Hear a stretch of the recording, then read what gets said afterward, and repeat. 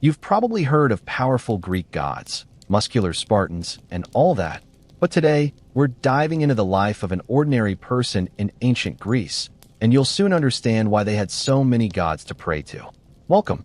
Let's get started. So you've just been born in ancient Greece around 430 BCE.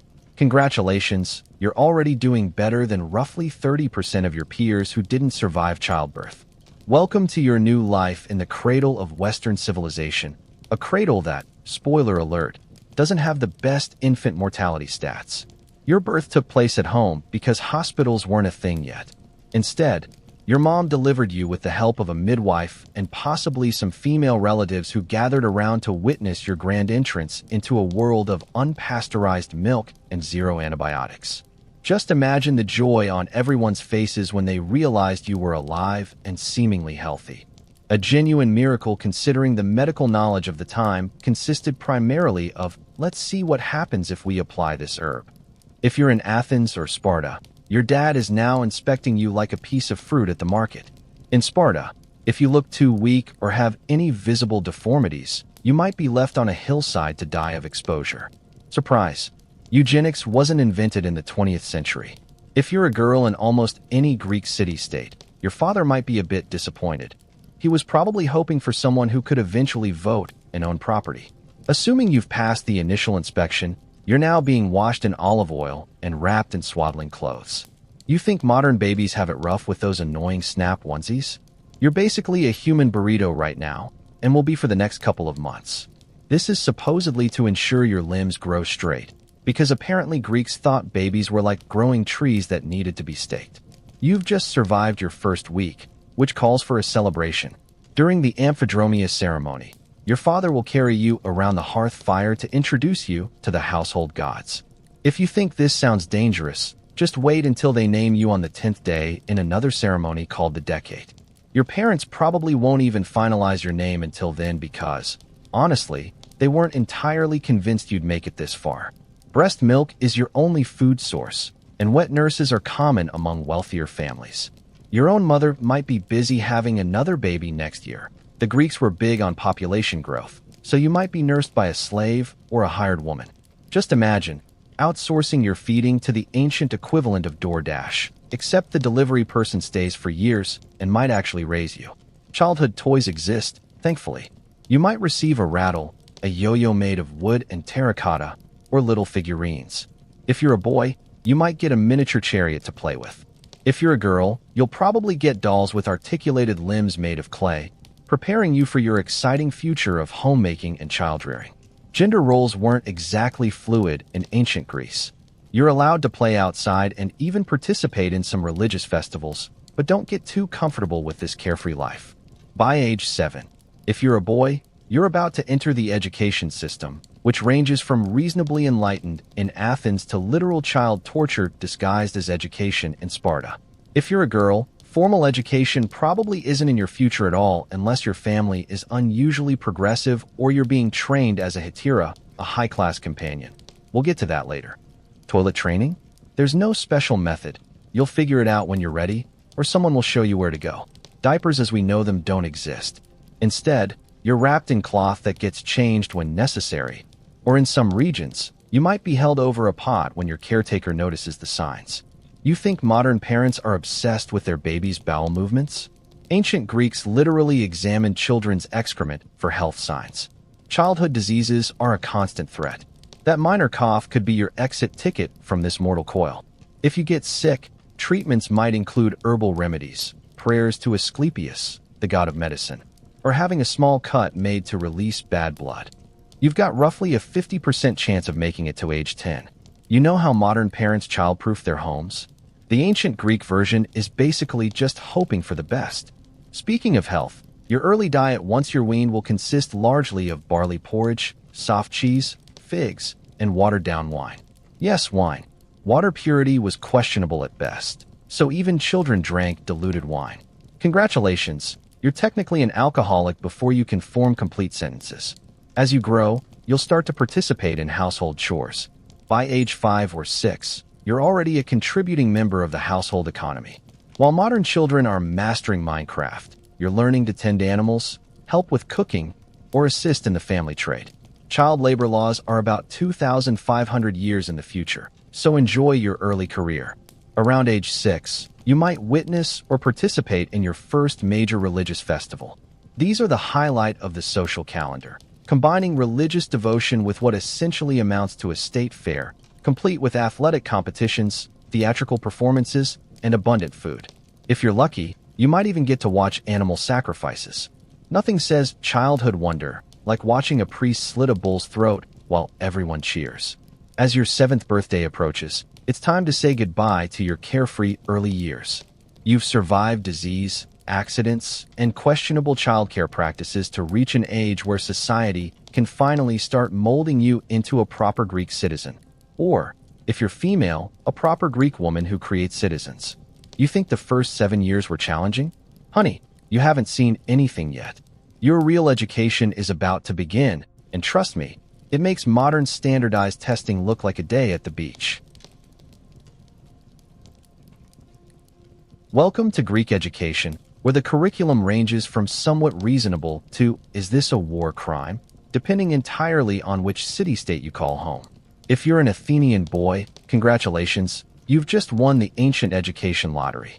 If you're a Spartan boy, well, you might want to sit down for this. Actually, you probably won't be sitting much at all. For Athenian boys, education begins around age 7 and focuses on what the Greeks called musik, music/arts, and gymnastik, physical education. Don't let those terms fool you. This isn't band camp and dodgeball.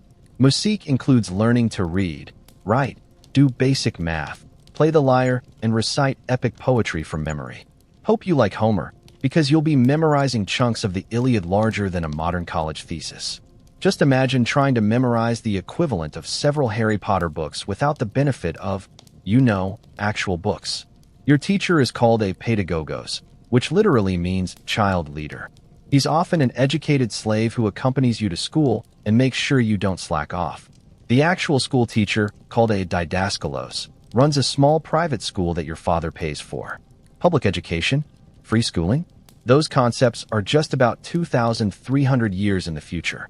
If your family can't afford tuition, congratulations on your new career as an uneducated laborer. The physical space of your school would horrify modern education administrators. It's probably just the teacher's home, a rented room, or even a corner of the public gymnasium. There are no desks, smartboards, or water fountains. You sit on the floor or a simple bench, write on wax tablets with a stylus, essentially an ancient etch-a-sketch, and good luck if you need to use the bathroom. Chamber pots are your best-case scenario. Discipline in Athenian schools makes modern detention look like a spa day. Your teacher carries a rod or whip, and corporal punishment is the default response to mistakes or misbehavior. You got a line of Homer wrong? That's a beating. Talking out of turn? That's a beating. Sloppy handwriting? You guessed it, beating. The ancient Greek educational philosophy could be summarized as spare the rod, spoil the child, and then some. If you're a Spartan boy, at age 7 you're removed from your family and placed in the agoge, the state education system that's basically military boot camp for children. You'll live in barracks with other boys your age under the supervision of older boys and young men. Spoiler, this won't end well for your emotional development or your back.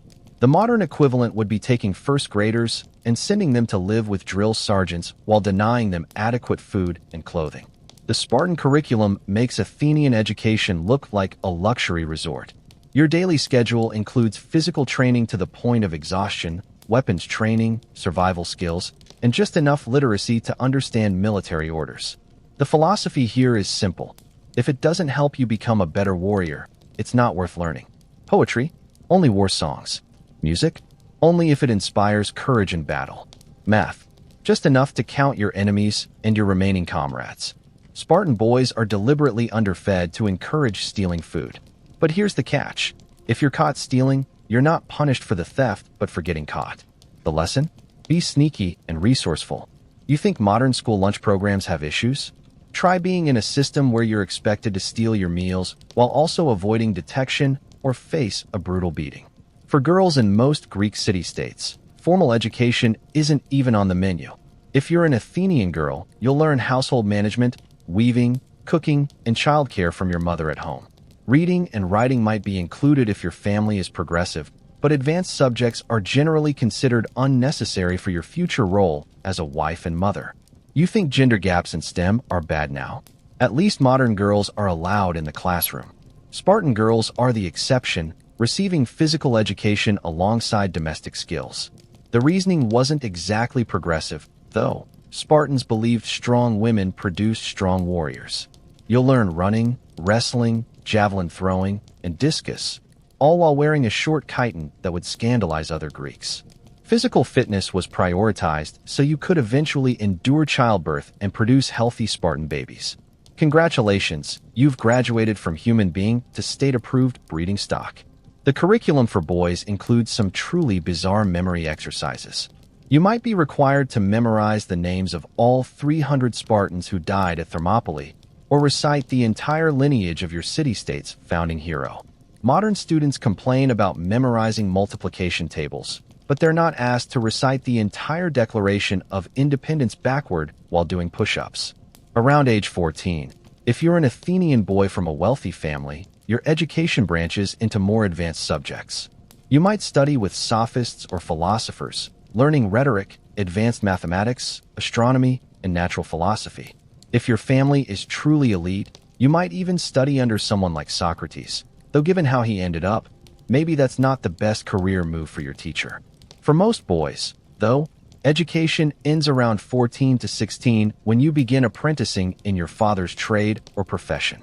There's no standardized graduation ceremony, no diplomas, and certainly no grad parties. One day you're a student, the next you're working full-time. You think modern transitions to adulthood are abrupt? At least college graduates get a symbolic hat and a certificate before being thrust into the job market. The transition to adulthood involves some truly bizarre rituals. In Athens, 18-year-old boys have their names entered in the citizen registry after their neighborhood votes to confirm they're legitimate citizens of proper age. In Sparta, adolescent boys might participate in the Krypteia, essentially a state-sanctioned hunting of helots, enslaved people, where boys would murder unsuspecting slaves to prove their readiness for military service. Your modern senior prank of releasing 3 pigs numbered 1, 2, and 4 into the school hallways suddenly seems pretty tame, doesn't it? By the end of your education, if you're a boy, you've either become a reasonably well-rounded citizen prepared for political participation and business, Athens, or you've been transformed into a hardened warrior who can endure pain without complaint and kill without hesitation, Sparta. If you're a girl, you've been prepared for marriage, which could happen as early as 14 or 15. You think modern teenagers have pressure about college applications? Try having your entire adult identity determined before you've finished puberty.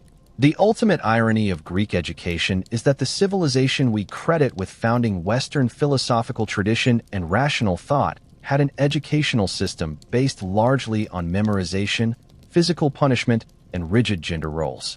So next time you complain about homework or standardized testing, just remember, at least you're not an ancient Greek student doing naked calisthenics before dawn and then memorizing 500 lines of poetry under threat of a beating, all before what we'd now consider middle school.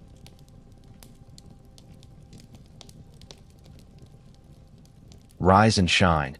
It's another glorious day in ancient Greece. And by rise, I mean literally get up at dawn, because artificial lighting consists of olive oil lamps that provide roughly the same illumination as a birthday candle in a hurricane. If you thought waking up to an iPhone alarm was rough, try having your entire sleep schedule dictated by the sun. There's no hitting snooze on Apollo's chariot. First things first, your morning hygiene routine.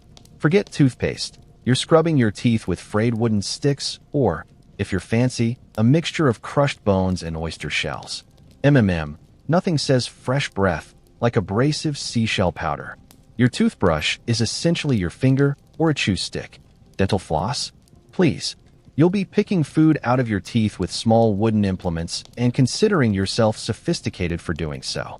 Time to get dressed, which is mercifully simple because Greek fashion hasn't discovered buttons, zippers, or elastic. Men wear a chiton, basically a rectangular piece of cloth pinned at the shoulders and belted at the waist. Women wear a peplos or a chiton plus a himation, a larger draped garment. Congratulations, you're essentially wearing a bedsheet with strategic pinning. Underwear as we know it doesn't exist. You might wear a perizoma, loincloth, if you're feeling particularly modest. Hope you're not in a windy area. Speaking of clothing, hope you enjoy wearing the same outfit for days or weeks on end. Laundry is a major production involving lugging your clothes to a stream or communal fountain, beating them on rocks with lye soap or stale urine. Yes, urine. The ammonia acts as a cleaning agent, and then drying them in the sun. Just imagine, your clothes are technically cleaner after being soaked in old pee. Still think doing laundry is a chore in the age of washing machines. Breakfast is a simple affair, some bread dipped in wine, maybe a few olives or figs if you're lucky. If you're expecting bacon and eggs or a bowl of sugary cereal, you're about 2,500 years too early. The ancient Greeks considered a hearty breakfast to be the mark of gluttony and excess. You think intermittent fasting is a modern invention? Greeks were basically doing it before it was cool, only they called it normal eating patterns. If you need to use the bathroom, or should I say, if you need to make an offering to Cloacina, you have several historically authentic options. Wealthy homes might have a designated chamber pot, or even a rudimentary toilet that drains into a cesspit. Public latrines exist in some cities, featuring bench-like structures with holes that drop waste directly into sewers or cesspits below. Toilet paper? Huh. You're using a sponge on a stick that sits in a bucket of salt water or vinegar between uses. Yes, a communal sponge. If you think sharing toilet seats is gross, just wait until you share the actual wiping implement. After breakfast, it's time for work, and your commute is refreshingly short since most people live very close to their workplace. If you're a man, you might be heading to your workshop, the fields, the agora, marketplace, or the port. If you're a woman, your workplace is generally your home, where you'll manage household slaves, weave cloth, prepare food, and raise children. Gender equality in the workplace is about 2,400 years in the future, give or take. The agora is the beating heart of Greek daily life. Part marketplace, part social club, part political forum. Here you can buy fresh produce, pottery, textiles, and metalwork while catching up on the latest gossip and political debates. Unlike modern supermarkets with their clearly marked prices and no haggling policies, every purchase in the agora involves intensive negotiation and possibly some mild insulting of the merchant's ancestors. You think Black Friday shopping is intense? Try purchasing a clay pot when the starting price is whatever I think I can get from you specifically. Lunch is typically consumed around midday and might consist of bread, cheese, olives, and seasonal vegetables. If you're wealthy, you might enjoy some fish or even meat, though meat is primarily reserved for religious festivals when animals are sacrificed and then conveniently eaten. Your beverage of choice is wine, always mixed with water. Drinking undiluted wine is considered barbaric and a sign of serious character flaws. You know how we judge people who drink straight from the milk carton? Greeks judged people who drank unmixed wine even harder. After lunch comes the midday rest, because working through the hottest part of the day in a Mediterranean climate without air conditioning is a recipe for heat stroke. This period of rest eventually evolved into the modern siesta still practiced in some Mediterranean countries. You think your 30-minute lunch break is too short? Ancient Greeks would agree with you. They took a couple of hours off during peak sun. Afternoons for men often involve visiting the gymnasium, not for a quick CrossFit session, but for a comprehensive program of exercise, socializing, and intellectual conversation. The word gymnasium comes from gymnos, meaning naked, because yes, men exercised in the buff. Just imagine your local Planet Fitness, but with everyone completely naked and discussing Platonic philosophy between sets. Also, the gym equipment consists mainly of dirt wrestling pits, discus throwing areas, and javelin ranges. No elliptical machines or weight benches in sight. Women's afternoons are typically spent continuing household work, perhaps visiting female friends or relatives, always with proper escorts, of course. Your social media is essentially whatever gossip you can exchange during these supervised visits. The ancient Greek version of sliding into DMs is sending a female slave with a written message to someone's house and hoping their husband doesn't intercept it. As evening approaches, it's time for dinner, the main meal of the day. If you're wealthy, this might be a symposium, a dinner party followed by drinking, conversation, and entertainment. The word symposium literally means drinking together. So despite Plato's philosophical version, most symposia were essentially boozy dinner parties with intellectual pretensions. You think modern dinner parties are structured? Symposia had official roles, including the symposiarch, who decided how much wine would be diluted and in what order people would speak. Dinner itself is eaten while reclining on couches called clini, at least if you're a man. Women either eat in a separate room or, if allowed at the symposium, must sit upright on chairs. The food is served on small tables and eaten with your hands. Forks won't be invented for table use for another 1,000 years or so. You're using bread as both your utensil and your napkin, wiping your greasy fingers on pieces of bread that you then eat or discard. Elegant, right? After-dinner entertainment might include professional musicians, dancers, acrobats, or poetry recitations.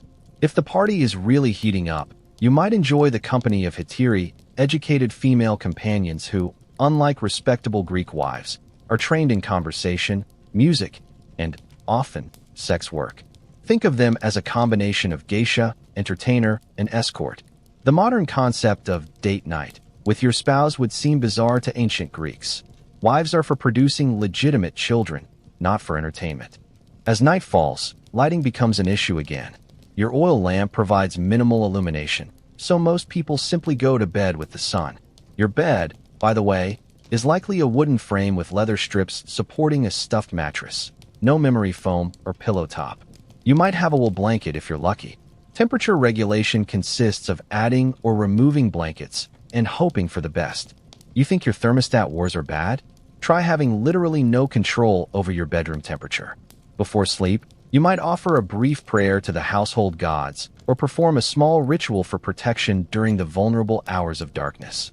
With no streetlights, minimal home security, and superstitions about night creatures and spirits, darkness was genuinely frightening in ways modern people can barely comprehend. That monster under your bed? In ancient Greece, it might have been a legitimate concern, at least in people's minds. As you drift off to sleep on your lumpy mattress, with the smell of olive oil lamps still lingering in the air, you can comfort yourself with one thought. At least you made it through another day without dying of dysentery, being killed in a random border skirmish, or offending a temperamental deity. In ancient Greece, simply surviving each day was an achievement worth celebrating, assuming, of course, you have the energy to celebrate after a day of physical labor, political debate, and drinking watered-down wine while discussing whether virtue can be taught. Sweet dreams, citizen. You'll need your rest for tomorrow's exciting activities, which will be exactly the same as today's. Congratulations, you're now of working age in ancient Greece. Your career options are directly proportional to your social status, gender, and the amount of luck you had in choosing your parents. If you think modern career counseling is lacking, ancient Greek vocational guidance could be summarized as, do what your father did, or else. For most free men, work revolves around agriculture. Roughly 80% of the population works the land, which means your exciting career involves endless hours of plowing, sowing, weeding, and harvesting under the Mediterranean sun. Your agricultural technology consists of a wooden plow, possibly with an iron tip if you're fancy, a sickle, and various baskets for collecting produce. No tractors, no irrigation systems, not even a decent pair of gloves. If you think farm work is tough now, try doing it with tools that haven't fundamentally changed since the Bronze Age. The agricultural calendar dictates your entire life. Plowing and sowing in autumn after the first rains, tending crops through winter and spring, harvesting in early summer, threshing, winnowing, and storing grain, then picking grapes and olives in late summer and autumn. You don't have weekends off or paid vacation days. The concept of work-life balance won't be invented for another 2.5 millennia. Your only breaks come during religious festivals, which conveniently tend to fall between major agricultural tasks. If you're not a farmer, you might be an artisan or craftsman, a potter, blacksmith, leatherworker, carpenter, or mason. Congratulations, you've escaped farm work. Your reward is different physically demanding labor that will likely give you specific occupational deformities. Potters develop asymmetrical muscles from spinning the wheel. Blacksmiths often have burn scars and hearing loss from constant hammering, and stonemasons frequently suffer from silicosis due to inhaling stone dust. OSHA regulations are about 2,400 years in your future. Your workshop is probably part of your home, with your family serving as unpaid assistants. Child labor isn't just accepted, it's expected. Your children will begin helping in the workshop as soon as they can be useful, learning the trade by observation and practice. Formal apprenticeship contracts exist for non-family members, typically lasting years with minimal or no pay except room and board. You think unpaid internships are exploitative? At least modern interns aren't legally bound to their employers for a decade. If you're among the lucky few with wealth and status, you might engage in commerce or money lending. Though these occupations carry a social stigma among the aristocratic class who prefer to derive their income from land ownership. The truly elite consider any form of work beneath them. Their job is participating in politics and war, managing their estates through overseers, and engaging in symposia and athletic competitions. Essentially, their career is being rich and telling other people what to do. Some things never change. For women, career options are even more limited. Your primary occupation is managing the household, which is actually a complex and demanding role involving food storage and preparation, textile production, childcare, and supervising household slaves. The textile production alone is a full-time job. Spinning and weaving enough cloth for your family's needs takes hundreds of hours of labor.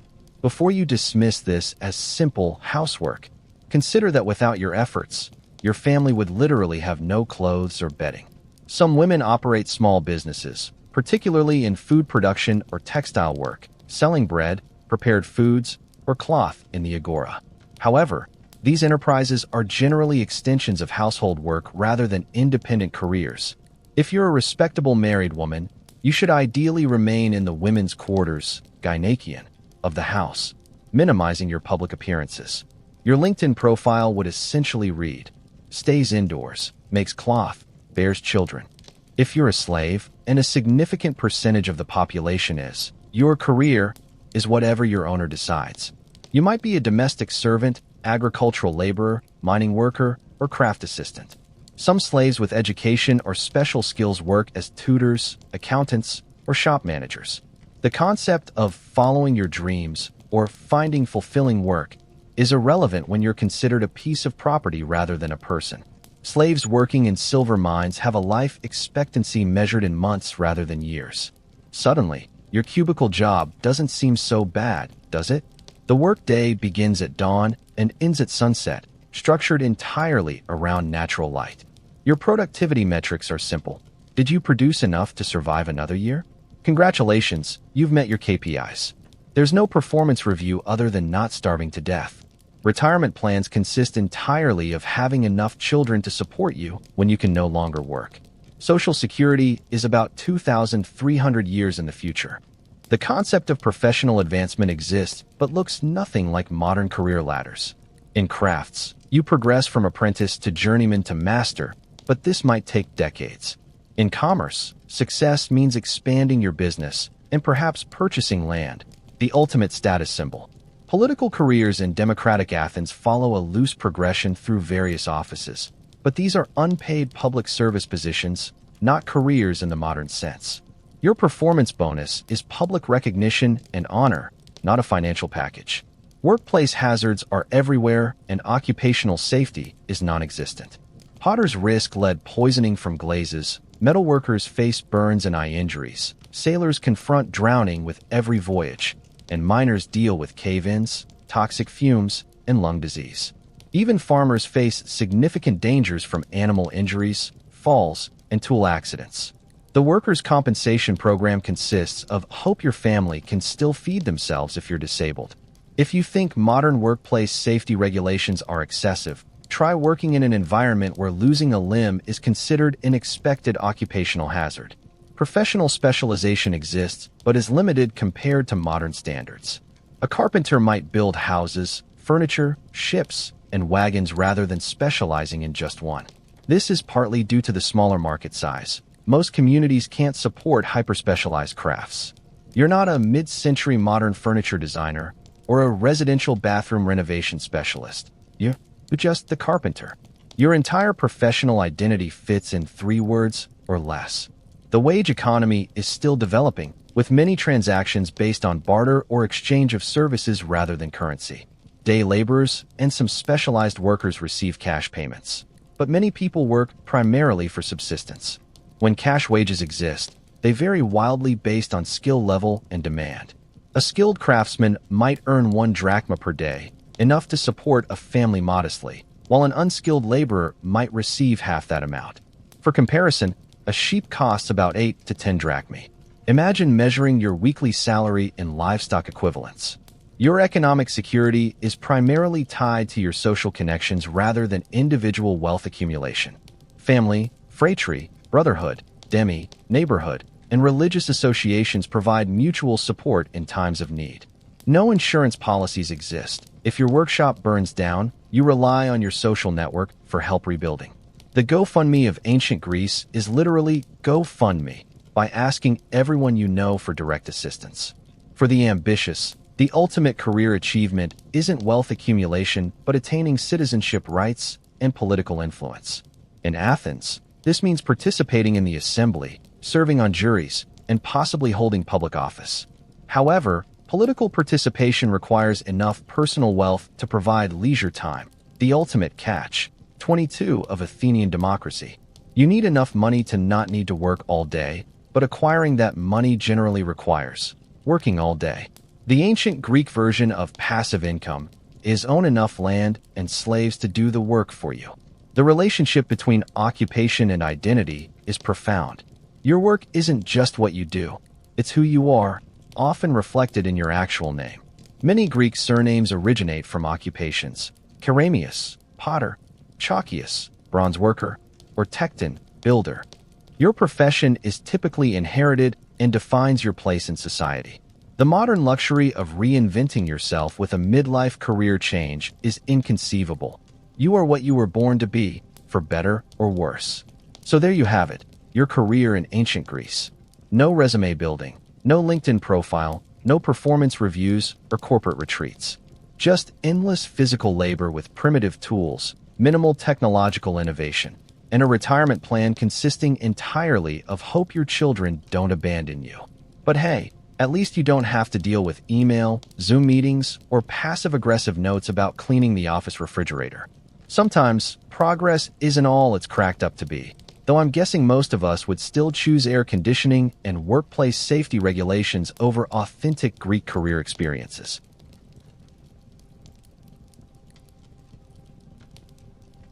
Welcome to the complex web of relationships in ancient Greece, where your social standing is less, it's complicated, and more, it's predetermined. Your position in this intricate hierarchy was established at birth and will likely remain unchanged until death, with a few rare exceptions for the extraordinarily lucky or unlucky. Social mobility wasn't just difficult, it was practically inconceivable. The ancient Greek social structure resembled a layer cake where each ingredient was expected to stay firmly in its assigned position, or else the entire dessert would collapse into chaos. And nobody wants a chaotic dessert, especially when that dessert determines everything from who you can marry to whether you get a say in government affairs. Just imagine Facebook relationship statuses like citizen seeking citizen spouse for legitimate offspring, or slave. It's complicated with freedom. The modern concept of networking to advance your career would seem utterly bizarre to ancient Greeks. Your network was determined by birth, and trying to change it would be seen as disruptive and potentially dangerous to the social order. Family relationships form the foundation of Greek society, but forget the modern nuclear family model. Your household, oikos, is an extended, multi-generational affair that includes blood relatives, slaves, and sometimes even freed slaves who remain connected to the family. The eldest male rules as Kyrios, Lord, with nearly absolute authority over other family members. If you think your parents are strict, try living in a society where your father legally has the power of life and death over you well into your adulthood. Patria potestas wasn't just a parenting style, it was enshrined in law and custom. Children are essentially the property of their father until his death or their formal emancipation. Mothers hold significant practical authority within the household, particularly over daughters and younger children, but legally remain under male authority themselves. Congratulations, You're either property or a property owner, depending entirely on your chromosomal configuration.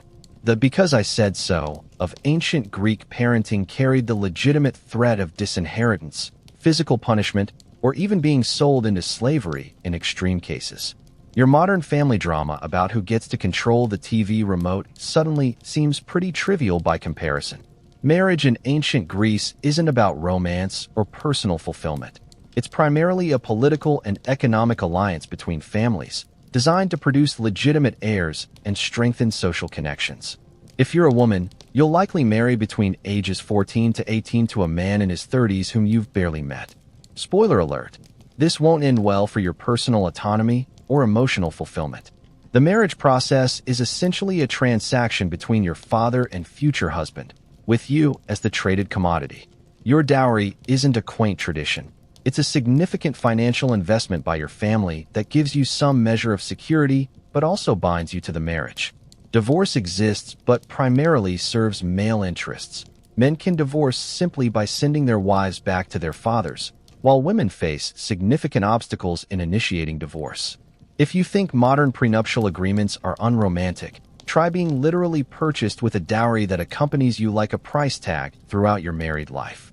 The gender segregation in Greek society is so extreme, it would make modern segregated societies look progressive by comparison.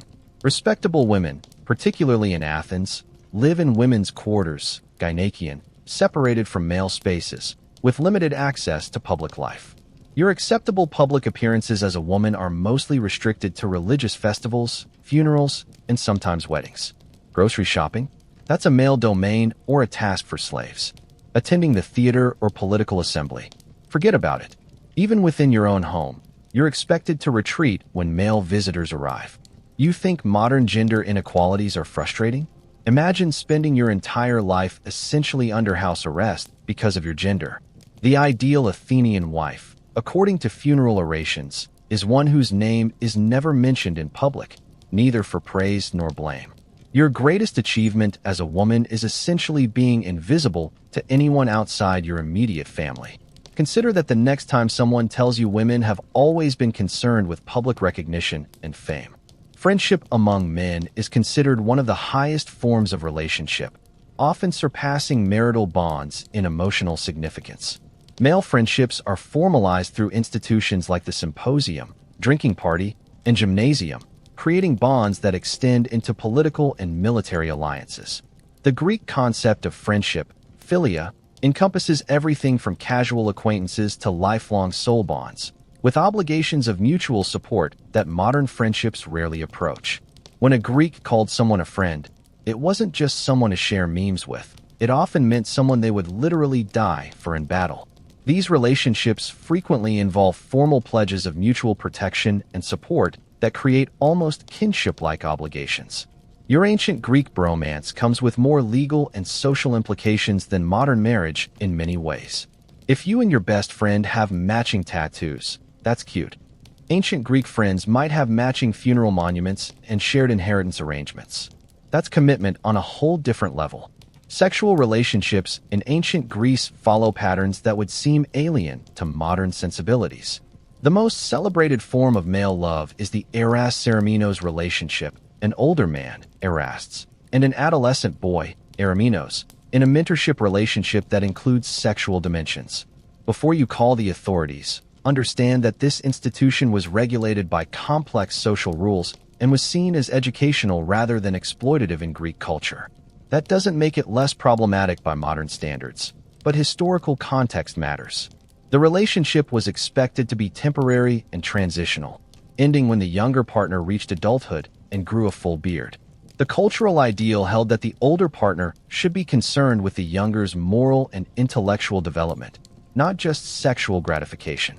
If you think modern dating has complicated power dynamics, try navigating a relationship system where age gaps weren't just normalized but institutionalized and celebrated in philosophy, literature, and art. These relationships existed alongside, not instead of, marriage, creating a sexual double standard that makes modern complaints about boys will be boys seem quaint by comparison. Slaves constitute a significant portion of Greek society. Estimates suggest between 30 to 40% of the population in Athens lived in slavery. Your relationship with slaves as a free person is one of absolute authority, though social norms and practical considerations encourage some degree of humane treatment. Household slaves often occupy ambiguous positions, simultaneously family members and property, sometimes more trusted than free employees. Slaves can be acquired through birth, warfare, piracy, or debt bondage, creating a diverse enslaved population with widely varying experiences. Some specialized slaves like managers, tutors, or skilled craftsmen might live semi-autonomous lives, even accumulating wealth toward purchasing their freedom. Others, particularly those in mines or quarries, endure conditions so brutal that death within months is common. You think modern employment hierarchies are dehumanizing? Try living in a society where human beings are literally classified as talking tools, as Aristotle famously described slaves. The normalization of slavery was so complete that even the most progressive ancient Greek philosophers rarely questioned the institution itself, merely advocating for more humane treatment within the system. Relationships between citizens and non-citizens create another layer of social complexity.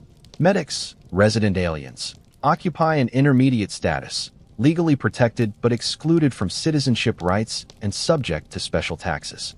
Despite these limitations, medics contribute significantly to economic and cultural life, particularly in cosmopolitan Athens. Foreign traders, craftsmen, and intellectuals might be respected for their skills while still facing legal disabilities and social prejudice. Sound familiar? The ancient Greek version of immigration debates lacked Twitter, but contained many of the same tensions between economic necessity and cultural identity. Even wealthy, successful medics remain perpetual outsiders, generally unable to own land or marry citizens. Your green card application process might be frustrating, but at least success eventually leads to possible citizenship. Most medics remain permanent legal aliens regardless of their contributions or length of residence. Citizenship was primarily inherited by blood, not earned through residence or merit, creating a closed system that maintains citizen privileges across generations. Religious relationships add yet another dimension to Greek social life. Your connection to various gods and goddesses isn't just spiritual. It's practical, social, and political. Religious festivals provide rare opportunities for women to participate in public life, while cult memberships create cross-cutting ties that sometimes transcend status boundaries. Mystery religions like the Eleusinian Mysteries allow even slaves and women to participate in spiritual experiences that promise better treatment in the afterlife, if not in this one. Your relationship with the gods is transactional. You provide offerings and proper respect, and they, hopefully, provide protection and favor. If you think modern prosperity gospel preachers are materialistic, ancient Greek religion was explicitly quid pro quo. I give so that you might give. The gods were perceived as powerful but morally flawed beings who needed to be constantly appeased rather than loved or emulated. Your religious practice wasn't about personal improvement or ethical development.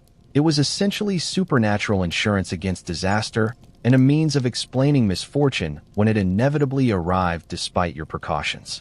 Political relationships in democratic Athens create a complex web of alliances and rivalries. If you're a male citizen, your participation in the assembly, council, and juries involves building coalitions with fellow citizens while competing for influence and honor. The absence of formal political parties means these relationships are personal and fluid rather than institutional. Your political success depends less on policy positions than on personal networks, public speaking ability, and perceived service to the city. Political enmity can be remarkably personal and vicious. Ostracism allows the assembly to exile a citizen for 10 years without specific charges, based essentially on popularity contests.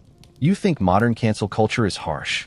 Try having 6,000 of your fellow citizens anonymously vote to banish you from your homeland for a decade because they're tired of hearing about your victory at Marathon.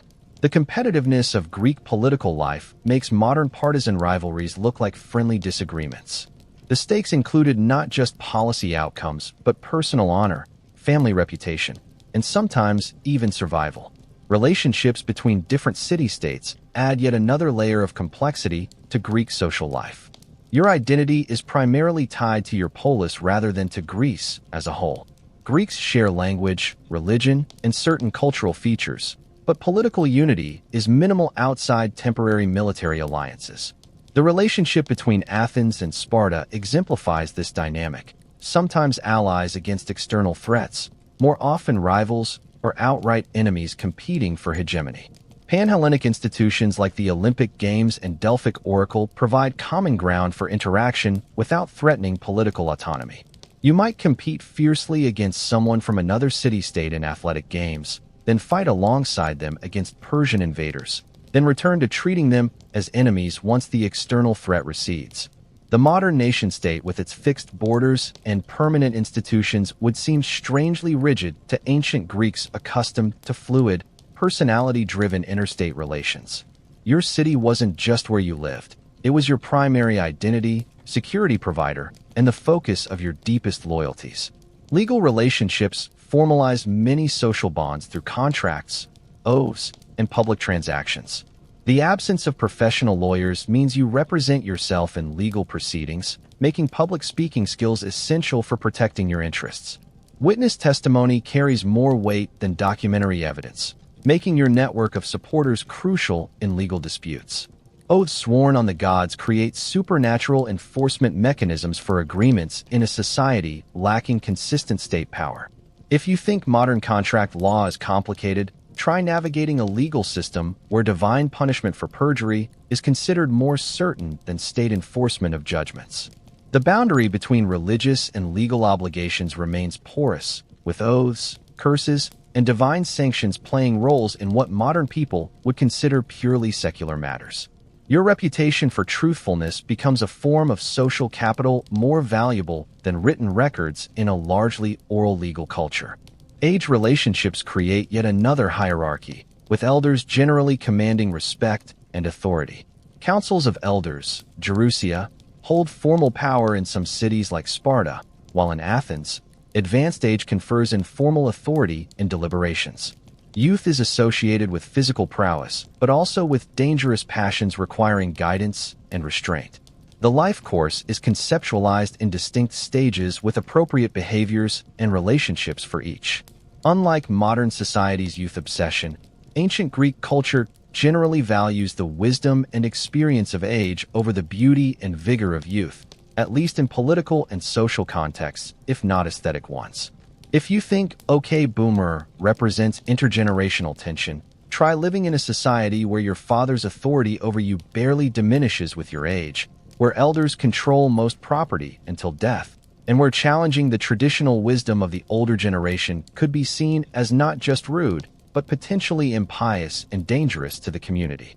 Gift-giving and hospitality, xenia, create relationships of reciprocity and obligation throughout Greek society. These exchanges aren't just social niceties, but create binding moral obligations between individuals and families that can last generations.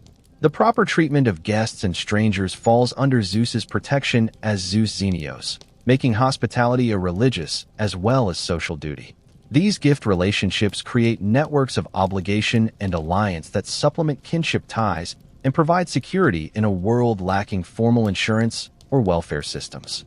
If you think modern social obligations like remembering birthdays or sending thank you notes are burdensome, ancient Greek gift economy obligations could involve housing, feeding, and protecting someone's entire family during crisis, providing military support during conflicts, or maintaining alliances across generations based on gifts exchanged by your ancestors. The weight of these obligations makes modern social reciprocity look downright casual. Community relationships expand beyond individual connections through institutions like demes, local districts, phratries, brotherhoods, and phili, tribes, that organize Athenian social and political life. These groupings combine geographical, kinship, and political functions, creating overlapping networks of obligation and identity. Festival celebrations, military service, and political representation operate through these structures rather than as individual activities. Your ancient Greek social media would involve actual, physical socializing within these traditional groupings rather than self-selected online communities. The inescapable nature of these associations, assigned by birth rather than choice, creates a social world where opting out isn't an option and where reputation within your assigned community shapes your entire life experience. The modern freedom to choose your associates and form communities based on shared interests rather than accidents of birth would seem not just novel, but potentially threatening to social order from an ancient Greek perspective. So there you have it, relationships in ancient Greece, a complex tapestry of hierarchy, obligation, and identity that makes modern social media status updates look straightforward by comparison. The next time you complain about complicated modern relationships, remember that at least your father can't legally sell you. Your political enemies can't vote to exile you for a decade just because they find you annoying, and you can generally leave the house without mail permission and escort. Progress isn't always illusory. Sometimes it's measurable in basic human freedoms we now take for granted. Though admittedly, the Greeks did have one relationship advantage over us. No one expected them to remember their second cousin's birthday or like their vacation photos on Instagram. Perhaps some social simplifications really have been lost to history.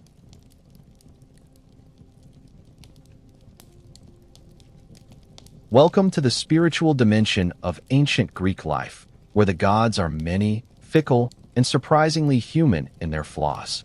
Greek religion isn't about personal salvation or moral improvement. It's a practical, transactional relationship with supernatural powers who might help or harm you based on fairly arbitrary criteria.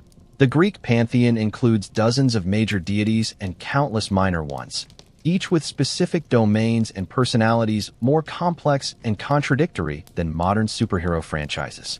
Zeus isn't just the king of gods. He's a serial adulterer with anger management issues and a penchant for transforming himself into animals to seduce unsuspecting women. Hera isn't just the goddess of marriage. She's a vengeful spouse who typically punishes her husband's lovers rather than confronting the actual cheater. Aphrodite isn't just about love. She can curse you with uncontrollable lust that destroys your life if you slight her vanity. Congratulations! You're worshipping gods who make reality TV stars look emotionally stable and morally upright. If you think modern religious figures occasionally disappoint with their all-too-human flaws, try worshipping deities whose myths explicitly celebrate their capriciousness, vengefulness, and ethical flexibility. The gods of Olympus weren't role models. They were powerful forces to be appeased, flattered, and occasionally tricked, but rarely emulated. Religious practice centers on sacrifice, primarily animal sacrifice, as the core ritual activity. If you think passing a collection plate or fasting for a holiday is demanding, try leading a bull up the steps of a temple, slitting its throat, butchering it according to precise ritual requirements, burning the thigh bones wrapped in fat as the god's portion, and then distributing the meat among participants. Religious ceremonies are community affairs combining piety, politics, and the only reliable source of meat protein for many people. These sacrifices follow detailed protocols that would make modern procedural bureaucracies seem casual and improvisational. The wrong prayer formula, improper handling of sacrificial implements, or inauspicious animal behavior could invalidate the entire ritual and potentially anger the deity you're trying to please. Imagine planning a complex wedding ceremony where a mistake might not just embarrass you socially, but bring divine punishment on your entire community. The pressure on officiating priests must have been enormous, especially since the consequences of error were believed to affect not just the individual, but the entire city-state.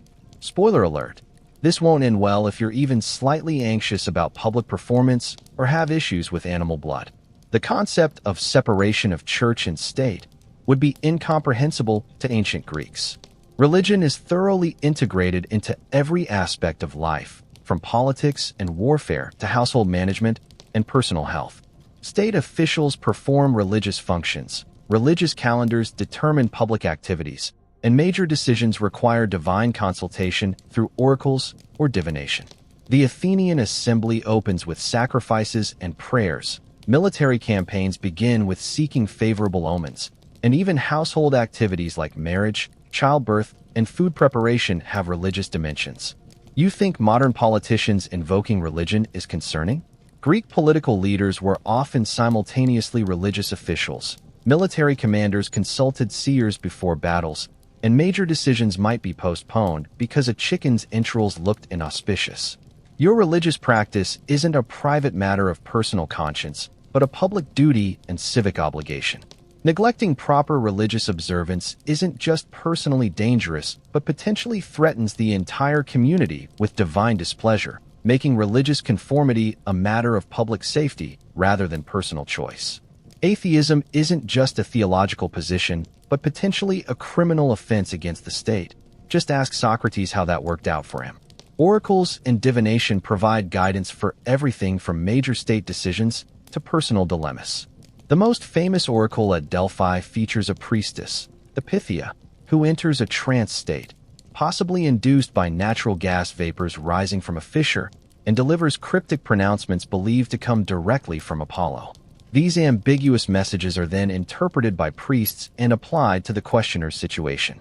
If you think modern fortune cookies are vague, try building your life around pronouncements like, "The wooden wall shall alone remain unconquered," the actual Delphic guidance to Athens before the Persian invasion. Other divination methods include examining animal entrails, haruspicy, interpreting bird flight patterns, augury, analyzing dreams, or casting lots. You think checking your horoscope is superstitious? Imagine delaying your wedding because the sacrificial sheep's liver had an unusual spot, or canceling a business venture because crows flew in the wrong direction overhead. The Greeks embraced not just one but dozens of divination methods, creating an environment where virtually any event could be interpreted as a divine sign requiring response. Confirmation bias wasn't a cognitive error but an institutionalized approach to understanding the world. Belief in an afterlife exists but remains shadowy and uncertain compared to the concrete realities of present existence. Homer depicts the underworld as a dim, joyless place where shades of the dead persist as faint echoes of their former selves, regardless of their earthly virtue or vice. Later developments, particularly mystery religions like the Eleusinian Mysteries, offer more hopeful visions of posthumous existence for initiates. Unlike modern afterlife concepts focused on moral judgment and eternal reward or punishment, Greek conceptions focus more on the continuation of some form of consciousness than on cosmic justice. If you think modern religious visions of heaven and hell create anxiety, the Greek view might be worse. A ghostly half-existence in a sunless realm, remembered only as long as your name is spoken among the living. Even heroic figures like Achilles lament this fate, with Homer having the great warrior declare he would rather be a living slave than king of the dead. Your memorial practices, elaborate funerals, grave offerings, and ancestor commemoration reflect less a belief in a glorious afterlife than a poignant attempt to maintain connection with those who have entered this diminished state of existence. Household religion centers on the hearth, with Hestia as its divine patron and regular offerings maintaining divine protection for the family. The household gods include ancestors, hearth deities, Zeus Herkios, protector of the enclosure, Apollo Aegeus, guardian of doors, and various heroes associated with the family lineage. Daily rituals like pouring libations before meals, maintaining the hearth fire, and marking life transitions with appropriate ceremonies create a constant atmosphere of divine presence in domestic space. If you think modern religious practice is demanding with weekly services or daily prayers, try navigating a world where virtually every household action, entering or leaving, cooking, eating, sleeping, requires some form of ritual acknowledgement of divine powers. These practices aren't optional expressions of personal piety, but necessary protections against supernatural dangers believed to constantly threaten the household. The boundary between religious ritual and practical action blurs when something as simple as sweeping the floor or crossing a threshold carries spiritual significance and potential danger if done improperly or at inauspicious times. Your home isn't just your physical shelter, but a sacred space requiring constant ritual maintenance against pollution and harmful influences. Pollution, miasma, and purification create another dimension of religious concern. Physical states like childbirth, death, illness, and sex generate ritual pollution requiring specific cleansing procedures before normal religious and social activities can resume. This concept extends beyond physical contamination to moral and spiritual states. Murderers carry pollution that can infect others. Unfulfilled oaths create dangerous miasma, and improper burial generates pollution affecting the entire community. If you think modern concerns about hygiene are intense, try living in a world where touching a corpse makes you religiously dangerous to others until you've undergone specific purification rituals, or where menstruating women might be excluded from certain sacred spaces as potentially polluting. These concepts aren't just superstitions, but fundamental organizing principles for social interactions and community boundaries. The integration of physical, moral, and religious purity creates a worldview where ritual cleanliness becomes inseparable from social acceptance and divine protection. Your modern shower might clean your body, but it does nothing for the miasma accumulated through morally questionable actions or contact with polluting substances and conditions. Mystery cults offer more personal religious experiences alongside state and household practices. The Eleusinian Mysteries, dedicated to Demeter and Persephone, promise initiates better treatment in the afterlife through secret rituals involving sacred objects, dramatic reenactments, and possibly psychoactive substances. Other mystery religions centered on Dionysus, Orpheus, or imported deities like Cybele or Isis provide alternative paths to divine connection outside traditional Olympian worship. These cults often appeal to those marginalized in mainstream religious structures, women, slaves, and foreigners, offering spiritual experiences that transcend social limitations. If you think modern religious alternatives or New Age practices represent radical departures from tradition, consider the ancient Greek landscape, where mystery religions operated alongside state cults for centuries, providing psychological release, community belonging, and mystical experiences while rarely challenging the dominant religious paradigm directly. Your participation in these mysteries required vows of secrecy so absolute that even today, scholars remain uncertain about exactly what transpired in these ceremonies despite their central importance in Greek religious life. The initiate silence was maintained by both religious awe and practical penalties. Revealing mystery secrets could be punishable by death. Healing sanctuaries dedicated to Asclepius combine religious practice with proto-medical treatment, creating sacred spaces where the sick seek divine intervention through incubation, ritual sleep, in temple precincts. Dream visitations from the god or his sacred snakes supposedly deliver healing instructions or perform cures during sleep. Successful treatments are commemorated with anatomical votives and inscribed testimonials detailing miraculous cures. These sanctuaries employ both priests and physicians, blending religious and empirical approaches to healing. If you think modern integrative medicine is innovative, ancient Greeks were combining spiritual practices, herbal remedies, dietary regimens, and rudimentary surgery in Asclepian temples over 2 millennia ago. Your medical insurance would be a preliminary sacrifice to determine if the god accepted your case, followed by ritual purification, and then the incubation itself, sleeping in a sacred dormitory hoping for divine medical advice through dreams. The sanctuary at Epidaurus contains thousands of votive offerings from grateful patients, creating a testimonial record that would make modern alternative medicine practitioners envious of its marketing potential, if somewhat dubious of its evidentiary standards. Curse tablets, catadesmos, and binding spells reveal the darker side of Greek religious practice, the attempt to harm enemies, bind lovers, or gain advantage through supernatural means. These lead tablets, inscribed with curses and often pierced with nails, are deposited in graves, wells, or sanctuaries of chthonic, underworld, deities to activate their power. Professional curse writers exist for those lacking magical literacy, creating an underground magical economy alongside official religious structures. Sports competitions, legal disputes, romantic rivalries, and business competitions frequently generate curse tablets targeting opponents.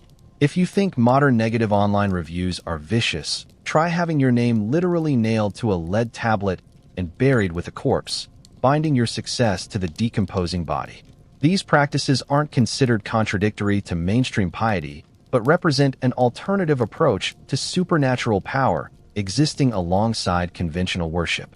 Your ancient Greek equivalent of angry tweeting would involve actual ritual magic intended to tangibly harm your opponents rather than just damage their reputation, and many Greeks would consider this a perfectly reasonable extension of ordinary competitive behavior. Festivals punctuate the religious calendar, combining piety, entertainment, political expression, and community bonding. Major festivals like the Panathenea, Athens, Carnea, Sparta, or Pan-Hellenic celebrations like the Olympic Games feature complex schedules of sacrifices, processions, athletic competitions, dramatic performances, and feasting lasting multiple days. These events represent peak religious experiences while simultaneously serving political, social, and economic functions. If you think modern holidays are commercialized, ancient Greek festivals were explicitly designed as multi-purpose events where religious devotion coexisted with civic pride, athletic competition, artistic expression, and significant economic activity through temporary markets and trade fairs. The sacred and secular purposes were so thoroughly intertwined that distinguishing between them would have seemed nonsensical to participants. Your religious calendar isn't an occasional interruption of ordinary life, but structures the entire year through regular festivals requiring extensive preparation, participation, and resources.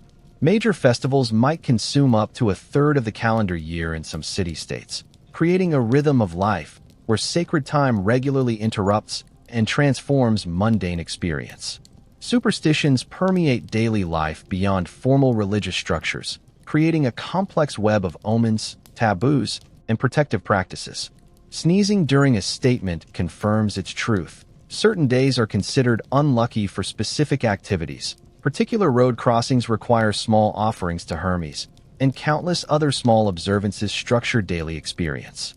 Protective amulets, particularly those featuring eyes to avert the evil eye, Bascania, are worn by children, valuable livestock, and adults concerned about envy-induced harm.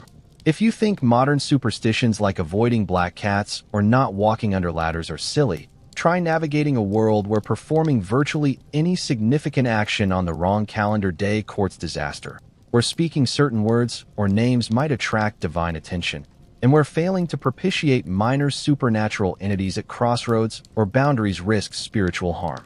These beliefs aren't separate from real religion, but exist on a spectrum of supernatural engagement ranging from major state ceremonies to household rituals to personal protective practices. Your modern equivalent might be simultaneously attending formal church services while also carrying a lucky charm and avoiding the number 13. Except in ancient Greece, these practices would be more universally observed and their efficacy less frequently questioned. Religious skepticism exists, but typically takes the form of criticizing particular practices or questioning specific myths rather than rejecting the supernatural entirely. Philosophical schools like the Epicureans argue that gods exist but don't concern themselves with human affairs, effectively removing divine intervention from everyday life without denying divine existence. Xenophanes criticizes anthropomorphic conceptions of deities, noting that different cultures envision gods resembling themselves. These intellectual positions remain largely confined to philosophical circles rather than affecting mainstream practice. If you think modern religious skepticism is socially challenging, ancient Greek versions could be literally deadly. Socrates' execution included charges of impiety and introducing new gods, while Anaxagoras narrowly escaped a similar fate for suggesting the sun was a hot stone rather than a deity. Your religious doubts would need careful expression within accepted philosophical frameworks rather than direct challenges to fundamental religious structures.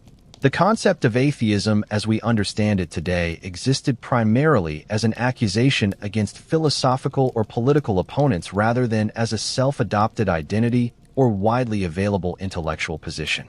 So there you have it, religion in ancient Greece, a complex tapestry of state ritual, household practice, mystery initiation, magical manipulation, and philosophical speculation that makes modern religious diversity look simplistic by comparison.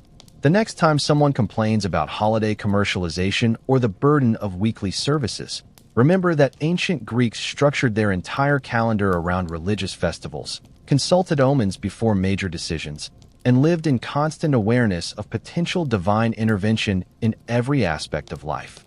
Your modern separation of religious and secular spheres would seem not just novel, but potentially dangerous and impious to ancient Greek sensibilities. Perhaps the greatest irony is that while we often romanticize Greek religion for its colorful mythology and artistic representations, actually living under its demanding rituals. Pervasive supernatural fears and capricious deities would likely make even the most devout modern believer long for the relative simplicity and moral coherence of contemporary religious practice. The gods might have been more entertaining in ancient Greece, but they were definitely more dangerous, demanding, and unpredictable than most modern conceptions of the divine. Congratulations on surviving thus far in ancient Greece. Now let's discuss what might kill you tomorrow, or possibly in the next hour. Living in this cradle of Western civilization is essentially playing a daily game of dodge the deadly thing, with significantly worse odds than a modern casino. Your continued existence is a statistical anomaly that would impress even the mathematicians who'd be born centuries after your likely premature death. Disease, injury, violence, and the occasional angry deity lurk around every corner of your marble-columned world. If you think modern life has too many ways to die, ancient Greece had all of those plus a few dozen more that we've fortunately eliminated through medical science and basic sanitation. Your life expectancy hovers somewhere between 25 to 35 years on average, though this statistic is heavily skewed by high infant mortality. If you've made it to adulthood, you might reach your 40s or even 50s, at which point you'll be considered impressively ancient and probably consulted for your seemingly supernatural ability to not die for so long.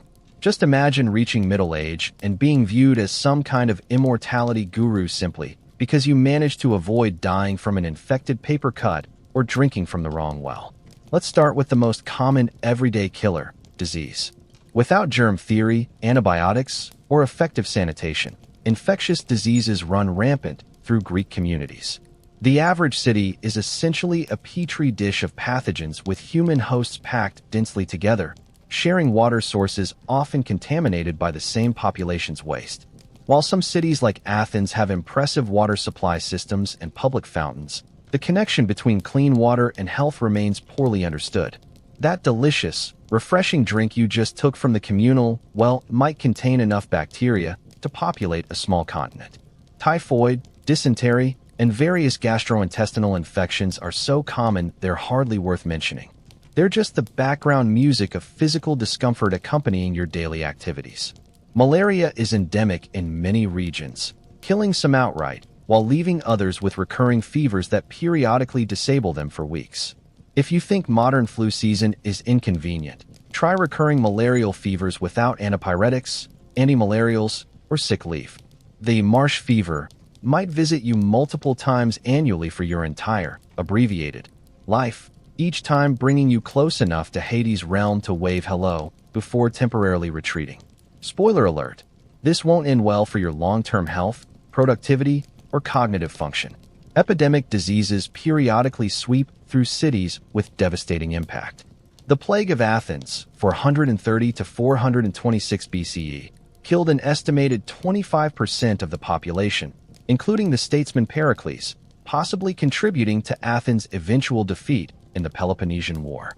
Without understanding of contagion mechanisms, quarantine measures are limited and often religiously framed as responses to divine displeasure rather than practical public health interventions. When epidemics strike, your medical options include praying to Apollo or Asclepius, consuming various herbal preparations of questionable efficacy, or following the Hippocratic recommendation to change your geographic location. Actually not terrible advice, inadvertently creating distance from infection sources. You think modern pandemic responses are inadequate? Imagine your city's COVID protocol consisting primarily of sacrificing additional oxen to Apollo while philosophical debates rage about whether the disease represents divine punishment or an imbalance of bodily humors. The concept of flattening the curve is about 2,500 years away, and social distancing exists only in the form of wealthy citizens fleeing to country estates, while the urban poor remain packed together in increasingly desperate conditions.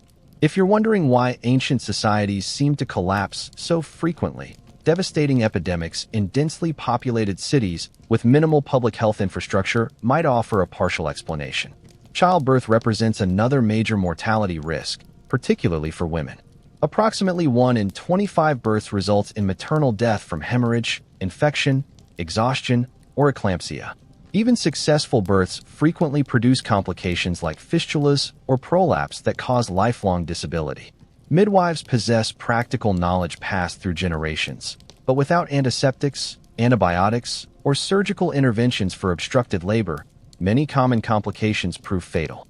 If you're a woman who has survived multiple childbirths, you're essentially the ancient Greek equivalent of an extreme sports champion, having repeatedly cheated death through luck and possibly superior pelvic anatomy. The dedication of pregnant women to Artemis, goddess of childbirth, isn't just religious tradition, but a practical acknowledgement that divine intervention might be your best hope for survival.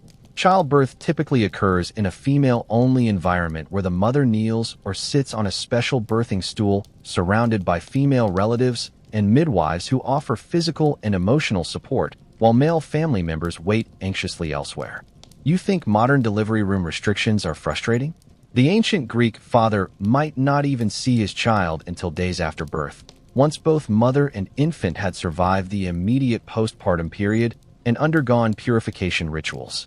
For the child, birth itself represents the first major survival challenge, with up to 30% dying within the first year from infection, congenital conditions, or malnutrition. If you're reading this having survived infancy, you've already overcome odds that would make Vegas bookies sweat. Injury presents another constant threat in a world without antiseptics, antibiotics, or trauma centers. A simple cut while working in the fields or workshop can become infected, leading to sepsis and death within days. Broken bones might heal improperly or not at all, creating permanent disability. Burns from cooking fires, metalworking, or pottery kilns frequently become infected with limited treatment options. Even minor wounds in pre-antibiotic societies represent potentially lethal events, making modern complaints about paper cuts seem almost comically trivial by comparison. The Hippocratic corpus actually contains surprisingly sophisticated guidance on wound management, fracture reduction, and joint manipulation, but without microbial control, many initially survivable injuries eventually prove fatal through secondary infection. Your first aid kit consists primarily of wine, as a rudimentary antiseptic, honey, with natural antibacterial properties, vinegar, and various herbal preparations with occasional genuine pharmacological effects buried among predominantly ritualistic treatments. If you think modern emergency room waits are too long, ancient Greek emergency medicine might involve a several-day journey to an Asclepian healing sanctuary, assuming you survive the trip itself, only to rely primarily on divine intervention through temple sleep rather than empirical medical treatment. Hippocratic physicians might offer more practical assistance, but their availability varies widely by region and social status, with many communities having no access to trained medical practitioners at all. Occupational hazards abound in an era without workplace safety regulations or protective equipment. Miners frequently die from cave-ins, toxic fume exposure, or dust-induced lung disease, with life expectancy in mining regions measured in months rather than years. Sailors face drowning, exposure, and piracy as constant companions, with Mediterranean storms capable of sinking entire fleets without warning. Agricultural workers risk injury from animals, tools, and the elements, while urban craftsmen confront hazards specific to their trades. Metalworkers suffer burns and respiratory issues. Potters risk silicosis from clay dust and lead poisoning from glazes, and construction workers frequently fall from scaffolding or are crushed by materials. If you think modern workplace injuries are serious, ancient occupational fatalities were so common they barely warranted mention in historical records unless the victim was of high social status. Your workers' compensation program consists entirely of hope your family can support themselves after your death or disability, with no concept of employer liability or occupational safety standards. The notion that workers deserve protection from workplace hazards would have seemed as alien to ancient Greeks as smartphones or commercial air travel. Your value as a laborer is entirely replaceable, with little social investment in preventing your work-related demise beyond the practical recognition that training new workers requires time and resources. Violence represents another omnipresent danger, both interpersonal and organized. Street crime exists in urban areas, particularly targeting travelers or those appearing vulnerable. Banditry plagues rural roads, with travelers often moving in groups for protection. Athletic competitions occasionally turn deadly through accident or deliberate fouls, particularly in combat sports like pancration, essentially a no-holds-barred combination of wrestling and boxing where only eye gouging and biting are technically forbidden, though sometimes permitted in practice.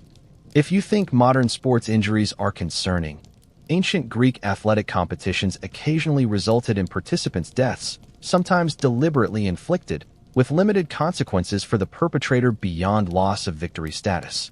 The concept of no harm, no foul takes on a decidedly different meaning when permanent injury or death is considered a legitimate, if unfortunate, outcome of athletic competition. Even theatrical performances present dangers, with complex mechanical devices, the mechany for flying actors, and the ekaklima for revealing indoor scenes, occasionally malfunctioning with fatal consequences for performers. Your entertainment options frequently include meaningful risk of witnessing accidental deaths or serious injuries, creating a cultural comfort with public violence that would shock modern sensibilities. Warfare, while not strictly an everyday danger except during active conflicts, represents a significant mortality risk for male citizens. The hoplite phalanx, the core of Greek military organization, produces massive casualties when opposing forces meet, with defeated armies sometimes suffering 10 to 15% fatalities in single engagements.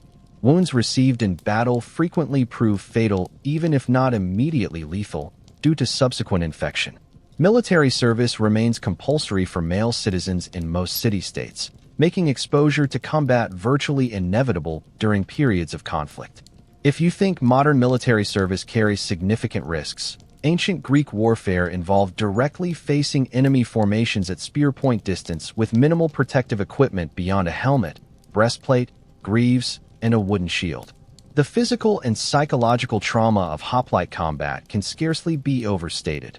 Literally pushing against an enemy formation while attempting to stab opponents through or around their shields, standing atop the bodies of fallen comrades, in engagements that might last hours under the Mediterranean sun while wearing bronze armor.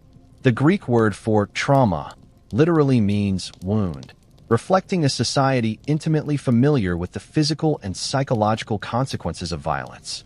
Your chances of experiencing combat-related PTSD would be significant, though the condition remained unnamed and largely unaddressed in a culture that glorified warrior virtues while providing minimal support for their psychological aftermath. Natural disasters strike with particular ferocity in the geologically active Mediterranean region. Earthquakes frequently devastate cities, with limited building codes or structural engineering to mitigate their impact. The 464 BCE earthquake in Sparta killed approximately 20,000 people and triggered a Helot revolt that threatened the city's existence. Volcanic eruptions, while less frequent, cause catastrophic damage when they occur. Tsunamis following underwater seismic activity can destroy coastal settlements with little warning.